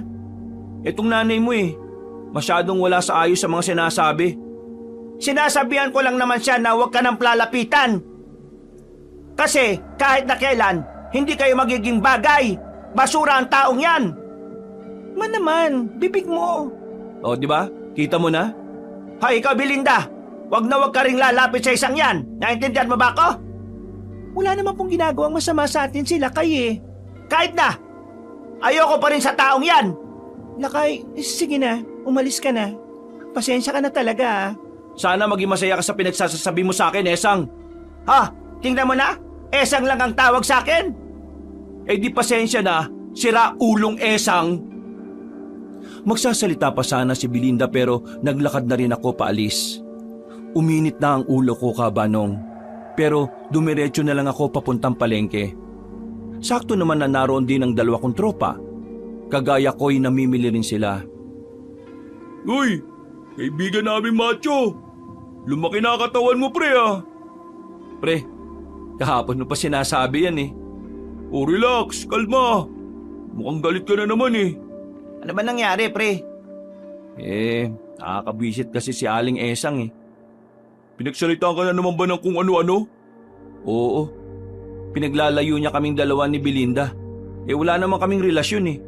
Na hindi na nga ako interesado sa babaeng yun eh. We, Oo, hinahangaan ko siya. Pero abala ako sa ibang bagay kaya hindi na ako interesado sa kanya. Di may pag-asa na pala ako. Ikaw, may pag-asa? Ako nga wala eh. Alam mo bakit? Ang gusto ni Aling Esang para sa anak niya mayaman, matalino at gwapo. Kabaliktaran mo lahat ng mga yun eh. Kaya huwag ka nang umasa. narinig mo naman siguro, no? Di, wag na lang talaga. Lakay, pre. Anong nangyari dyan sa braso mo? Kalmot ba yan? Oo, kalmot ng pusa. Pusa? Ang laki naman ng kuko ng pusa na yan. Di malaking pusa rin ang kumalmot. Tara na nga, bumili na muna tayo. Teka, sandali. May sasabihin pa pala kami. Baka lang naman interesado ka. Kung tungkol yan sa trabaho nyo sa Maynila, wag na lang. Hindi, pre. Tungkol sa aswang.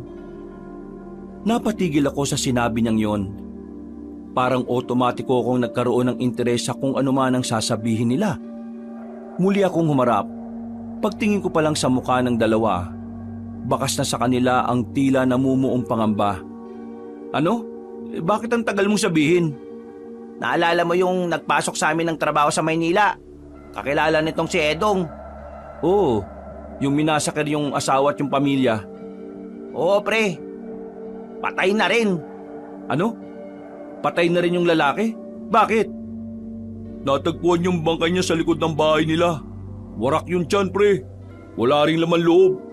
Ang kwento kasi, lumabas daw yung biktima na merong dalang itak. Ang pagkakaalam ng mga tao ron, ilang araw nang hinahunting ng biktima yung aswang. Tapos yun, natagpuan na lang siyang patay. Eto pa, pre, ha. May kwento-kwento rin dun na meron talagang aswang sa lugar nila. Hindi lang nila alam kung sino. Pwede niyo ba akong samahan sa lugar nila pagkatapos ng tanghalian? Ha? Bakit? Kakilala mo ba yung biktima? Basta. Mamaya, magkita tayo sa kanto ha. Mga bandang alauna. Minadali ko ang pamimili ng karne at saka umuwi na rin ng bahay.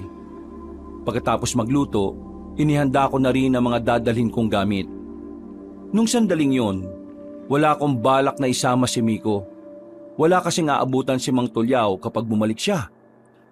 Habang nasa kwarto ko, napatingin ako sa mga peke kong anting-anting. Nakita ko rin doon yung kwintas na may pendat na kapirasong kawayan. Sa hindi ko malamang dahilan, para bang may nagtulak sa akin para damputin yon sa lamesa ko. Hindi ko pa pala ito natatapon. Pagkahawak ko, bigla na lang akong nakaramdam ng pagkahilo. Tapos dumilim yung paningin ko. Para akong nanaginip ng gising. May mga halimaw, may mga taong namamatay. Noong mga sandaling yon, doon ko na napagtanto na pahiwatig na pala yon. Dahil ang mga nakikita kong halimaw sa panaginip ko, malakas ang kutob ko ng mga aswang yon. Nang mawala na ang pagkahilo ko, dinampot ko ang kwintas na yon. Tiningnan ko ng maigi. Wala namang espesyal sa anyo niya, pero nakakapagtaka na sa tuwing hahawakan ko yon, nahihilo ako at kung ano-ano na lang ang nakikita at naririnig ko. Ano bang meron sa isang to? Hindi ko na napigilan ng sarili ko. Sinuot ko ang kwintas na yon. Inaasahan kong merong mangyayari sa aking kakaiba, pero sa kasamaang palad, wala naman akong weirdong naramdaman. Hindi ko na nahubad yon dahil sa pagmamadali. Paglabas ko ng kwarto ko, nakaabang si Miko.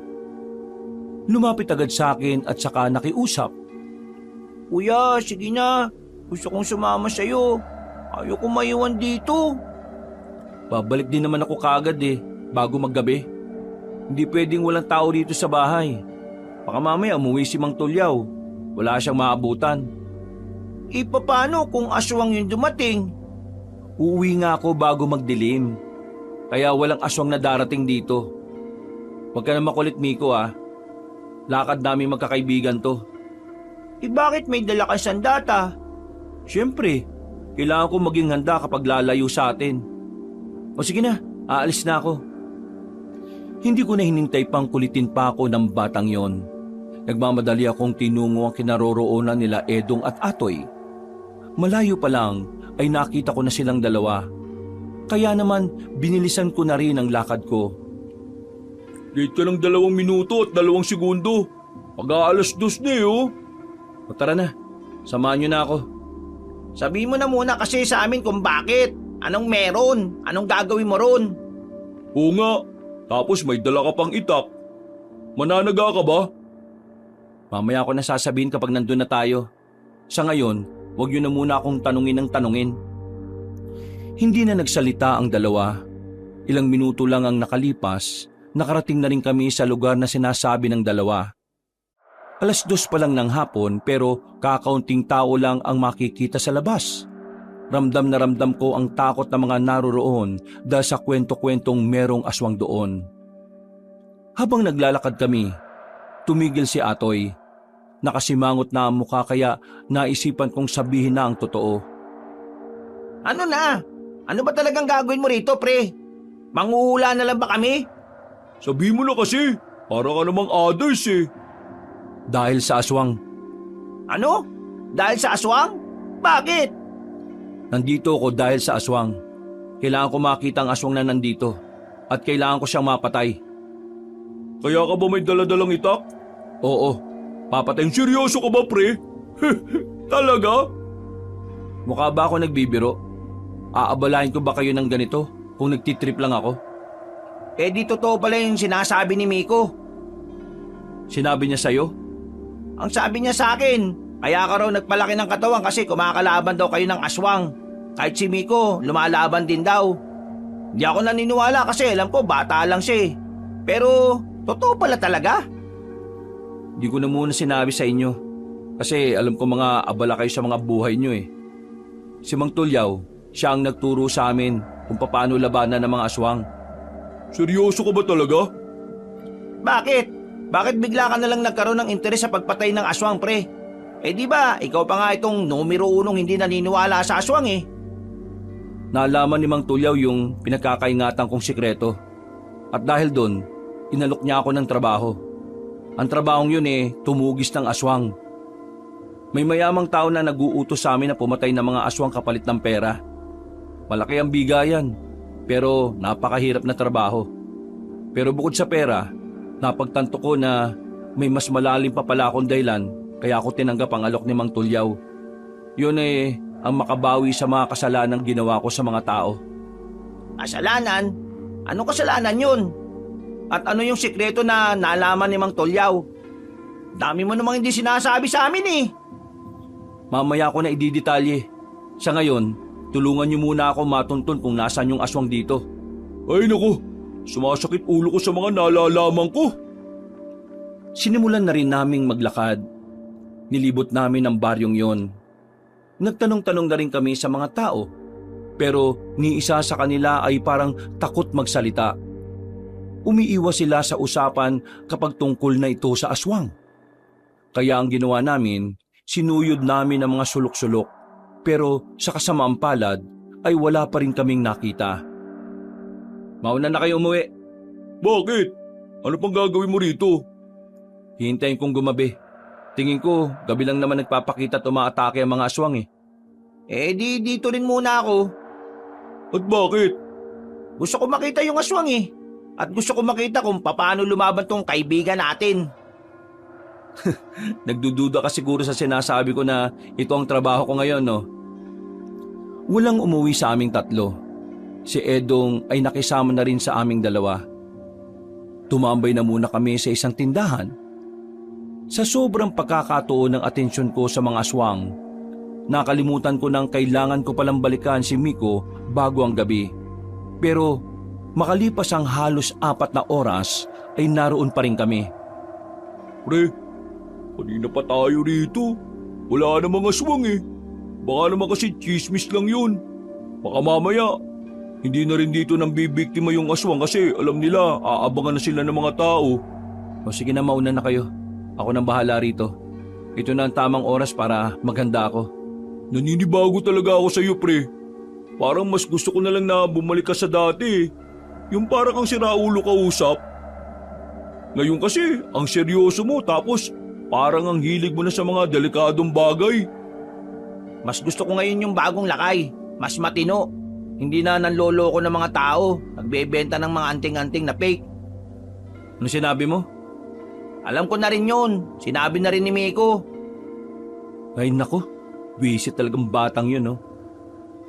O ano na naman ngayon? Sabi mo na kasi. Yung mga nilalako niyang anting-anting, puro peke. Ibig sabihin, totoong nanloloko ka? Totoo yung sinasabi ni Aling Esang? Napabuntong hininga na lang ako noon, Kabanong. Magpapaliwanag pa sana ako sa kanila nang may dumaan sa harapan namin na lalaking matangkad. Maputla ang balat at parang hindi mapakali. Tingin ng tingin sa paligid, pero pareho naming sinundan ng tingin ng lalaking yon. Pakiramdam ko noon, aswang ang lalaki. Kaya agad namin itong sinundan hanggang sa makarating na kami sa likuran ng nagtataasang kawayan. Madilim na ang parting yon, kaya hindi ko na muna sila pinalapit. Maraan akong naglakad papunta roon. Paghawi ko ng halamanan, nakita ko ang 3 aswang na merong nilalapag na babae, na sa palagay ko ay buntis ang babaeng yon.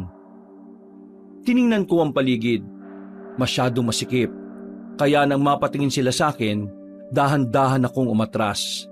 Hindi dahil natatakot ako, kundi dahil gusto ko silang dalhin sa mas maliwanag na lugar. Binalikan ko ang 2 kong kaibigan at pinatago ko na muna sa gilid. Ilang sandali lang, kaharap ko na ang 3 aswang. Kapwa may mga dugo pa ang mga kamay at bibig nila. Sandali silang lumingon sa buwan na maliwanag, na parabang tuwang-tuwa sila dahil bilog na bilog yon. Kung nagtataka kayo kung sino ko, pwes ako si Lakay, ang baguang manunugis na papatay sa inyo. Nagkatingin na ng mga aswang sa sinabi ko, Kabanong. Bigla na lang silang natawa. Sa isip-isip ko, hindi sila naniniwala na isa akong manunugis. Nakaramdam ako ng kaunting pagkapahiya dahil alam kong nanonood sa akin ang mga kaibigan ko. Kaya naman, pumorma na rin ako para kalabanin sila. Hinugot ko na ang daladala kong itak. Napansin ko sa galaw nila na parang kinabigla nila ang tindig ko. Nagmamadali silang lumapit sa akin. Sabay-sabay nila akong inatake. Buti na lang ay nabasa ko na ang mga galaw nila, kaya madali akong nakailag. Nang makakuha naman ako ng tamang pagkakataon, agad kong hinataw ang isa sa tagiliran. Dahil sa ginawa ko ay gegewang-gewang agad ang isang aswang. Sa puntong yon, parang napagtanto na rin nilang hindi ako basta-basta lang na may hawak na itak. Oh, napatigil yata kayo. Ano, natatakot na ba kayo? Parang wala na silang balak na lumapit sa akin, kaya ako na lang ang kusang tumakbo palapit sa kanila. Sa sobrang galing ng ginawa kong pag-atake, napalabas ni Edong sa pinagtataguan nila dahil sa tuwa. Yan pre, patayin mo mga yan! Yan! Buti nga sa mga salot na yan! Hinataw ko ulit ang isang aswang ng malakas. Tinamaan naman yon sa leeg. Hindi pa ako nakontento. Itinara ko pa rin ng itak sa tiyan niya. Nang isang aswang na lang ang natitira, hindi na ako nagsayang ng oras.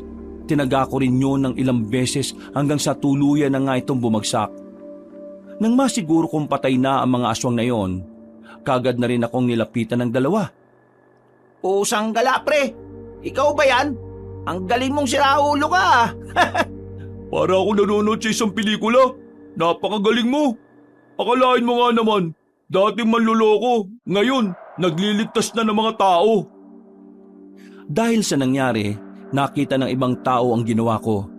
Kitang-kita rin sa mukha nila ang tuwa nang mapagtantong napatay ko ang mga aswang. Para bang ako yung nagsilbi nilang pag-asa. Pero hindi pa man kami nakakalis doon, biglang may dumating pang isang aswang. Kumpara sa iba, kakaiba ang presensya ng aswang na yon.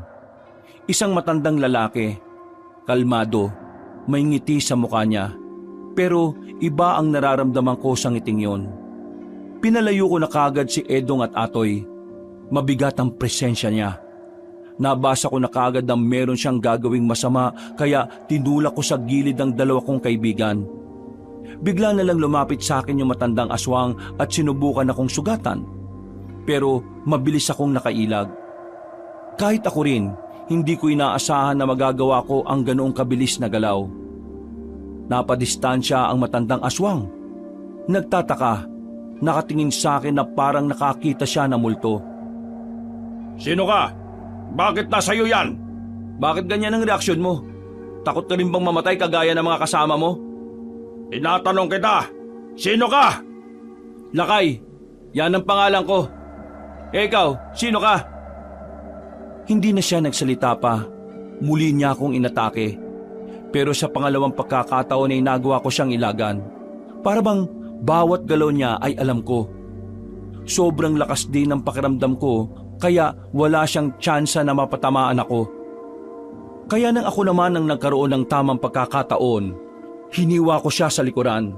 Sinundan ko pa ng isang taga sa bandang balikat niya. Lumayo siya saglit na parabang walang nangyari. Bakas pa rin sa mukha niya ang pagtataka. Hindi pa tayo tapos, iyo. Babalikan kita sa tamang oras. Hoy! Huwag kang umalis! Hindi ko na nagawa pang habulin na matandang aswang na yon nang tumalo na siya sa bubungan ng mga bahay. Sa mga oras na yon, mas lalong humanga sa akin ang mga tao. Si Edong at Atoy naman ay nakatingin lang sa akin. Nagtataka sila habang nakadako ang mga mata sa suot kong kwintas. Bakit?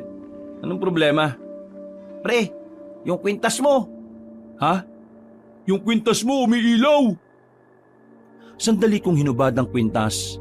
Nakita kong umiilaw nga ito na parang maliit na bumbilya. Namilog ang mga mata ko. Namamangha. Hindi makapaniwala na totoo ang hinala ko na hindi nga talaga pangkaraniwan ang kwintas na yon. Itong kwintas na ito ang dahilan kung bakit mabilis ang kilos ko kanina. Ito yata yung totoong anting-anting. Dahil sa kuryosidad, nagmamadali kaming umalis doon. Bumiyahe agad kami pauwi sa baryo namin. Pagdating ko naman sa bahay, saktong naroon na si Mang Tulyaw. Pagagalitan niya sana ako dahil iniwan ko mag-isa si Miko, pero nang makita niya na suot ko ang kwintas, hindi siya nakapagsalita kaagad. Tinuturo niya lang yung nasa liig ko. Bakit? Alam niyo ba kung ano to? Papanong napunta sa iyo ang anting-anting na yan? Di anting-anting pala talaga yon. Natapakan ko lang to nung nakarambuan. Kinuha ko. Akala ko kasi simpleng kwintas lang eh. Hindi ko naman inakala na isa pala talaga tong anting-anting. Nagamit ko nga ito kanina nung may kalaban akong aswang eh. May nakalaban kang aswang at nagamit mo yan? Sigurado ka ba? Oo, kanina meron siyang kinalaban. 3 aswang pa nga eh. Hindi lang siya basta nakipaglaban. Ang bilis niya rin. Pati yung isang matandang aswang na mukhang malakas, napatras niya eh. Mang Tulyaw, sino ba talaga nagmamay-ari ng anting-anting na ito? Naglakad si Mang Tulyaw at tumupo sa harapan ng pinto namin.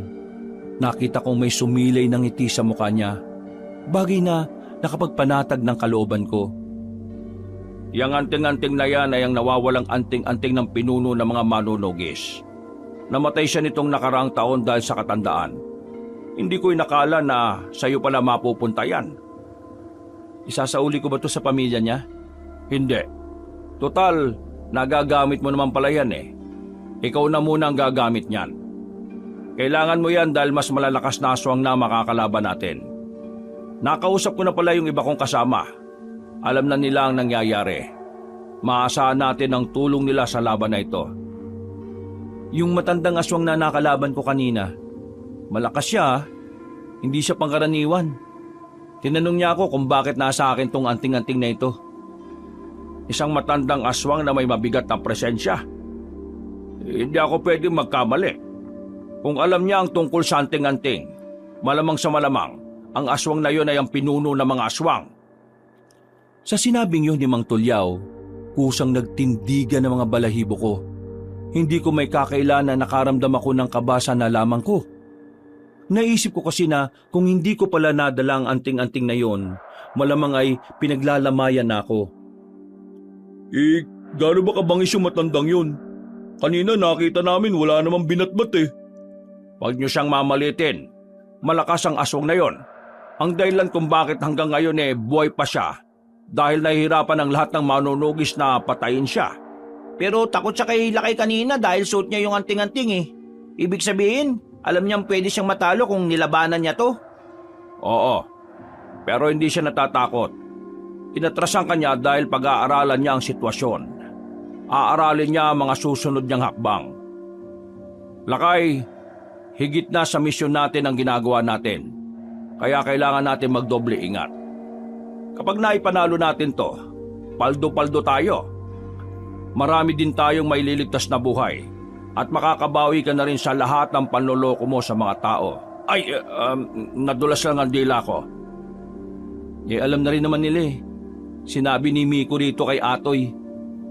Nasaan na nga pala yung batang yon? Nasa loob, nakatulog sa kakahintay sa'yo. Saka ko lang naramdaman ang pagod nang maupo na ako sa loob ng bahay. Natulala na lang ako bigla. Bigla ko na lang napagtanto na sobrang layo ko na sa dati. Ang binatang panloloko lang ang ginagawa para magkapera, may kabuluhan at may saysay na ang buhay. Lumipas ang 5 araw, wala kaming namataang aswang sa lahat ng lugar na binantayan namin. Halatang naghahanda na rin ang mga aswang sa kanilang gagawing kasamaan. Sa mga nakalipas ding araw, pinalayo ko na muna sa akin ang 2 kong kaibigan, habang nilaan naman namin ang mga araw na yon para mag-ensayo ulit.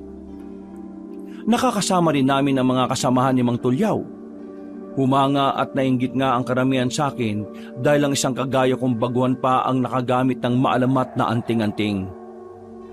Yang mga yan, matatagal ko nang kasama yan. Pero ikaw, ngayon lang kita nakasama. Nilampasan mo silang lahat eh. Wala naman po sa akin kung mas nakakahigit ako kumpara sa kanila. Ang gusto ko lang naman talaga ay matalo yung mga aswang eh. Mang Tulyaw, ganito pala talaga pakiramdam kapag yung dating patapon may saysay na ang buhay ngayon. Grabe ka naman sa sarili mo. Hindi ka naman patapon. Siguro noon, hindi mo lang talaga alam ang direksyon ng buhay mo. Maraming salamat, Mang Tulyaw ah. Pangako, hindi masasayang lahat ng itinuro niyo sa akin. Magiging kagaya niyo ako. Ang gusto ko lang, manalo tayo sa laban. At ligtas kang haharapin ng tagumpay. Kayo ni Miko, sa loob ng 1 buwan, parang mga apo ko na rin kayo eh. Pagkatapos ng usapan namin na yon, magkakasama na kaming rumonda sa kagubatan. Sa halos 5 oras naming pag-iikot, wala kaming makitang kahit na isang aswang. Sa pagkakataong yon, nababahala ng ilan sa mga manunugis. Marahil gumagamit ng kakaibang teknik ang mga aswang para hindi namin matunto ng kinaroroonan nila. Kaya naman inatasan ng ibang manunugis na tauhan ng mga baryo na malapit sa kuta. Isa na nga roon ay ang baryo namin dahil nahati ang mga manunugis. Kakaunti lang kaming nagpatuloy sa pag-ikot. Mang Tulyaw, malayo pa po ba tayo? Ay nako, hindi ko masasagot yan, Miko. Ang totoo niyan, wala naman talaga tayong tsak na pupuntahan eh. Nililibot lang natin tong gubat sa pagbabakasakaling matunto natin ng mga aswang. Pinahihirapan talaga nila tayo ah. Tingin ko, ako ang pinaghahandaan ng matandang yun eh. Kaya nga dapat maging alerto ka, Lakay. Ikaw ang mainit sa mga mata nila. Kapag nakuha niya ang anting-anting sa'yo, mas magkakaroon na sila ng lakas ng loob na maghasik ng lagim. Ang anting-anting na yon ang dahilan kung bakit nag-aalangan silang kalabanin kami. Kung ganun Kuya Lakay! Sa taas! Napatingin ako nang maramdaman kong merong aswang na nanggagaling sa mga puno. Muntikan na nila akong matamaan. Buti na lang ay agad kaming nakailag. Dahil doon, naalarma na kami at sinimulan na rin namin ang pakikipaglaban. Lakay! Dumito ka na muna! Ako nang bahalang humanap sa pinuno nila! Sige Mang Tulyaw, mag-iingat kayo. Dali-daling umalis si Mang Tulyaw habang kaming dalawa naman ni Miko ay sinamahan ng ibang manunugis. Mabibilis at malalakas sa mga aswang na nakalaban namin. Kaya wala pang 10 minuto, marami agad ang sugatan sa hanay namin. Kaya naman, nang maramdaman kong gumagana na ang anting-anting na suot ko, mabilis kong kinalaban ng ibang aswang. Napatigil ang ibang manunugis nang makita nilang nasa harapan ako. Pero dahil din sa ginawa ko, tumas din ang kanilang moral sa pakikipaglaban. Kahit na marami kaming napapatay na aswang, ay parang dumadami naman sila ng dumarami. Pero naging panatag ako nang makita ko na ganado at determinado ang mga kasamahan ko. Kahit ang batang si Miko ay mahusay ring nakikipaglaban sa mga aswang. Miko, ayos ka lang? Opo, ayos lang po ko, Kuya Lakay. Hindi naman po nila ako matamaan eh. Basta mag-iingat ka rin ha. Ang mabuti pa, sundan nyo na po si Mang Tulyaw. Alabanan nyo na yung pinuno. O sige, iwan na muna kita rito ha. Ipangako mo na walang mangyayari masama sa'yo ha. Pangako po, Kuya Lakay. Niyakap ko na muna siya ng saglit. Agad na rin naman akong tumakbong paalis para hanapin si Mang Tulyaw. Gamit ang anting-anting, pinakikiramdaman ko kung nasa ng lokasyon na nila. Hanggang sa nakita ko na nga sila na magkaharap na sa tuyong ilog. Mabuti naman at dumating ka na rin. Ikaw ang gusto kong makaharap, hindi ang matandang ito. Hindi na ako nakapagsalita. Bigla-bigla nang nagbagong anyo na matandang aswang. Tumangkad siya ng ilang pulgada. Naging bato-bato ang katawan niya.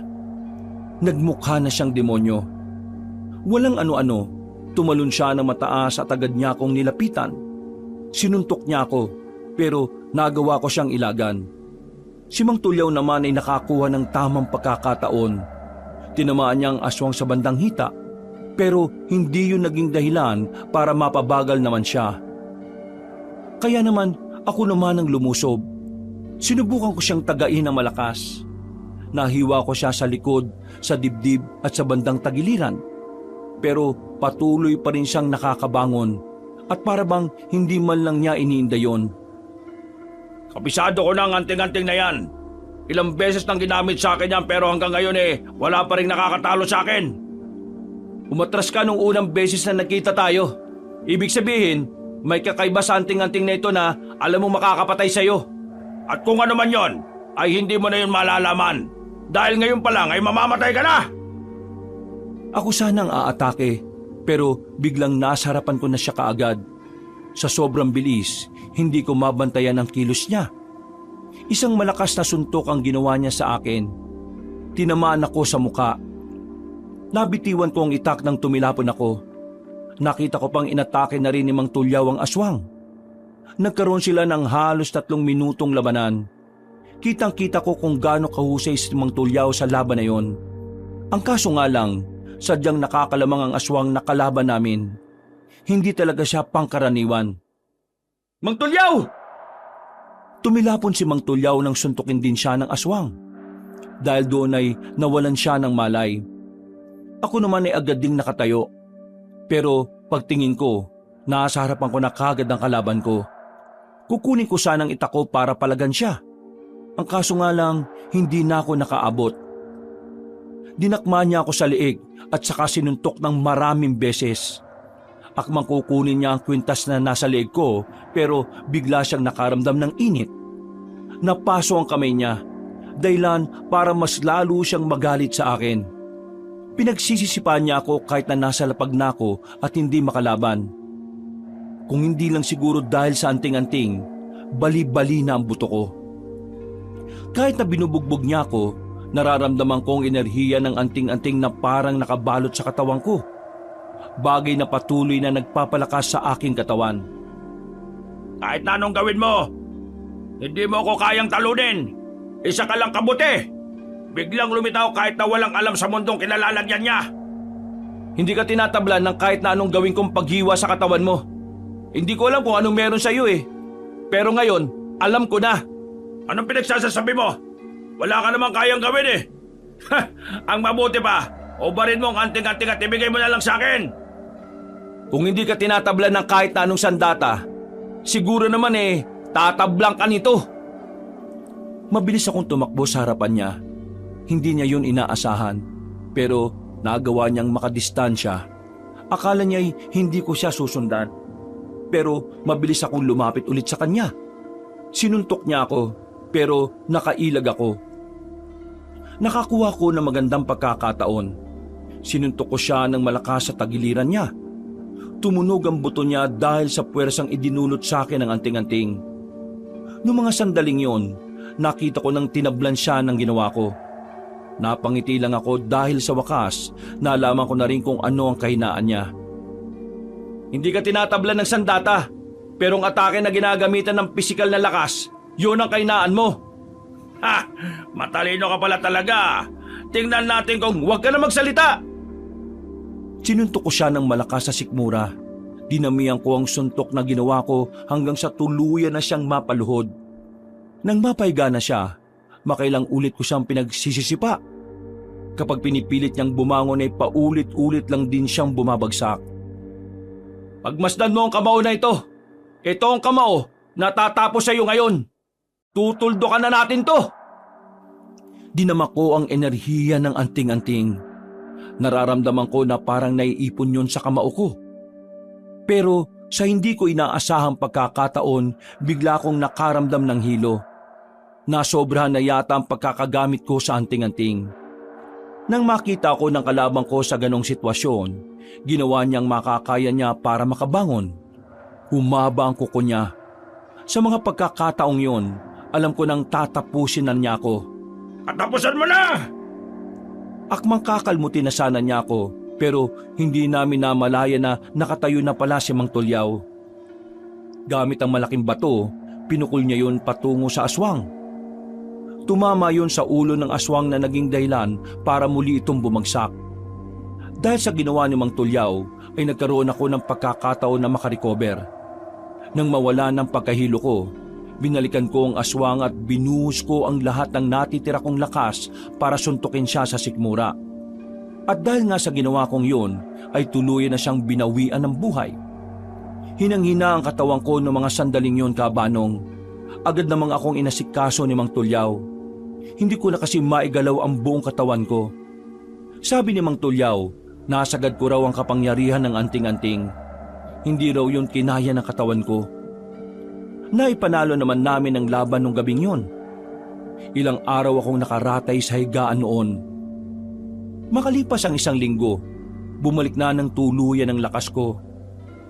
Hanggang ngayon, hindi pa rin ako makapaniwala na nagawa naming talunin ng mga aswang. Hindi ako makapaniwala na ang kagaya kong baguhan ay kinayang harapin ang pinakamalakas na aswang. Tingnan mo si Miko, tuwang-tuwa sa ilog. Parang ngayon lang nakaligo sa ilog eh. Dati niya pa kasi yung gusto. Kaya yan, pinagbigyan ko na. Total, natalo naman natin yung mga aswang eh. Eh ano nga palang balak mo sa pera na sinahod natin sa amo natin? Ang laki nun ha? Ipapagawa ko lang yung bahay ko. Tapos yung matitira, ilalaan ko sa pag-aaral ni Miko. Para kasing hindi na magkakayos sa mga magulang niya eh. Ikaw, Mang Tulyaw, gusto mo bang sa bahay ka na rin tumira? Total, wala ka namang pamilya eh. Aba, gusto ko yan. Ayos. Inakbayan ako ni Mang Tulyaw. At ang sandaling yon, hindi ko inakalang magiging normal na lang sa amin. Dahil mula noon, naging parte na rin siya ng aming buhay. Bukod sa 2 kong kaibigan, nagkaroon na rin kami ng panibagong pamilya na may tuturing na rin naming haligi ng aming tahanan. Wala ng aswang ang namataan sa probinsya namin. Tuluyan na namin silang nalagas at dahil dito, naging payapa na ang mga baryo na dati-rati ay nababalot ng takot. Hanggang ngayon, buong-buo pa rin sa akin ang lahat ng mga nangyari. Hindi ko yung makakalimutan, Kabanong. Dahil sa karanasan na yon, napagtanto ko kung ano ba talaga ang bagay na kailangan kong gawin. At yon ay ang maging alagad ng kabutihan. Mga kabangers, mga kayanggaw, si Kabanong po. Bago po tayo magwakas ay nagpapasalamat po ko sa lahat ng mga sumubaybay ngayon sa kwento natin. Sana po nagustuhan nyo. At kung nagandahan po kayo sa kwento natin, sana naman po ay mag-subscribe po yung bago lang po sa channel natin. At huwag niyong kalimutan na pindutin yung notification bell para lagi po kayong nanonotify pag may mga bago tayo mga videos. Napakalaking tulong po sa amin yon, lalong-lalo na kung magko-comment po kayo at pipindutin niyo po yung like button. Ngayon, kung medyo nabitin po kayo sa kwento natin, bisitahin niyo po yung iba natin mga channel. Katulad na lang po ng Pamela Clamil. Nagnanarate po ako doon bilang si Lolo Pael at ako rin po bilang si Kabanong. Sana rin po ay huwag niyo kalimutang mag-subscribe doon kasi konti pa lang po yung mga subscribers natin doon eh. At mag-comment at mag-like rin po kayo. Ngayon kung talagang nabibitin pa rin po kayo sa mga storya natin, eto, bisitahin niyo po yung bagong-bagong channel natin. Yung Kabanong version 2.0 kung saan meron na po tayo mga moving images. So may mapapanood na rin po kayo habang nakikinig po kayo ng magandang kwento na may music and effects. Kaya sana po huwag niyo kalimutan mag-subscribe doon para makasama kayo sa first 100,000 subscriber ng channel na yon. At para hindi po kayo mahirapan na hanapin yon, ilalagay po namin sa description below or ipipin comment po natin yung mga link ng mga nasabi kong channel. Hanggang sa susunod na kwento, wakas!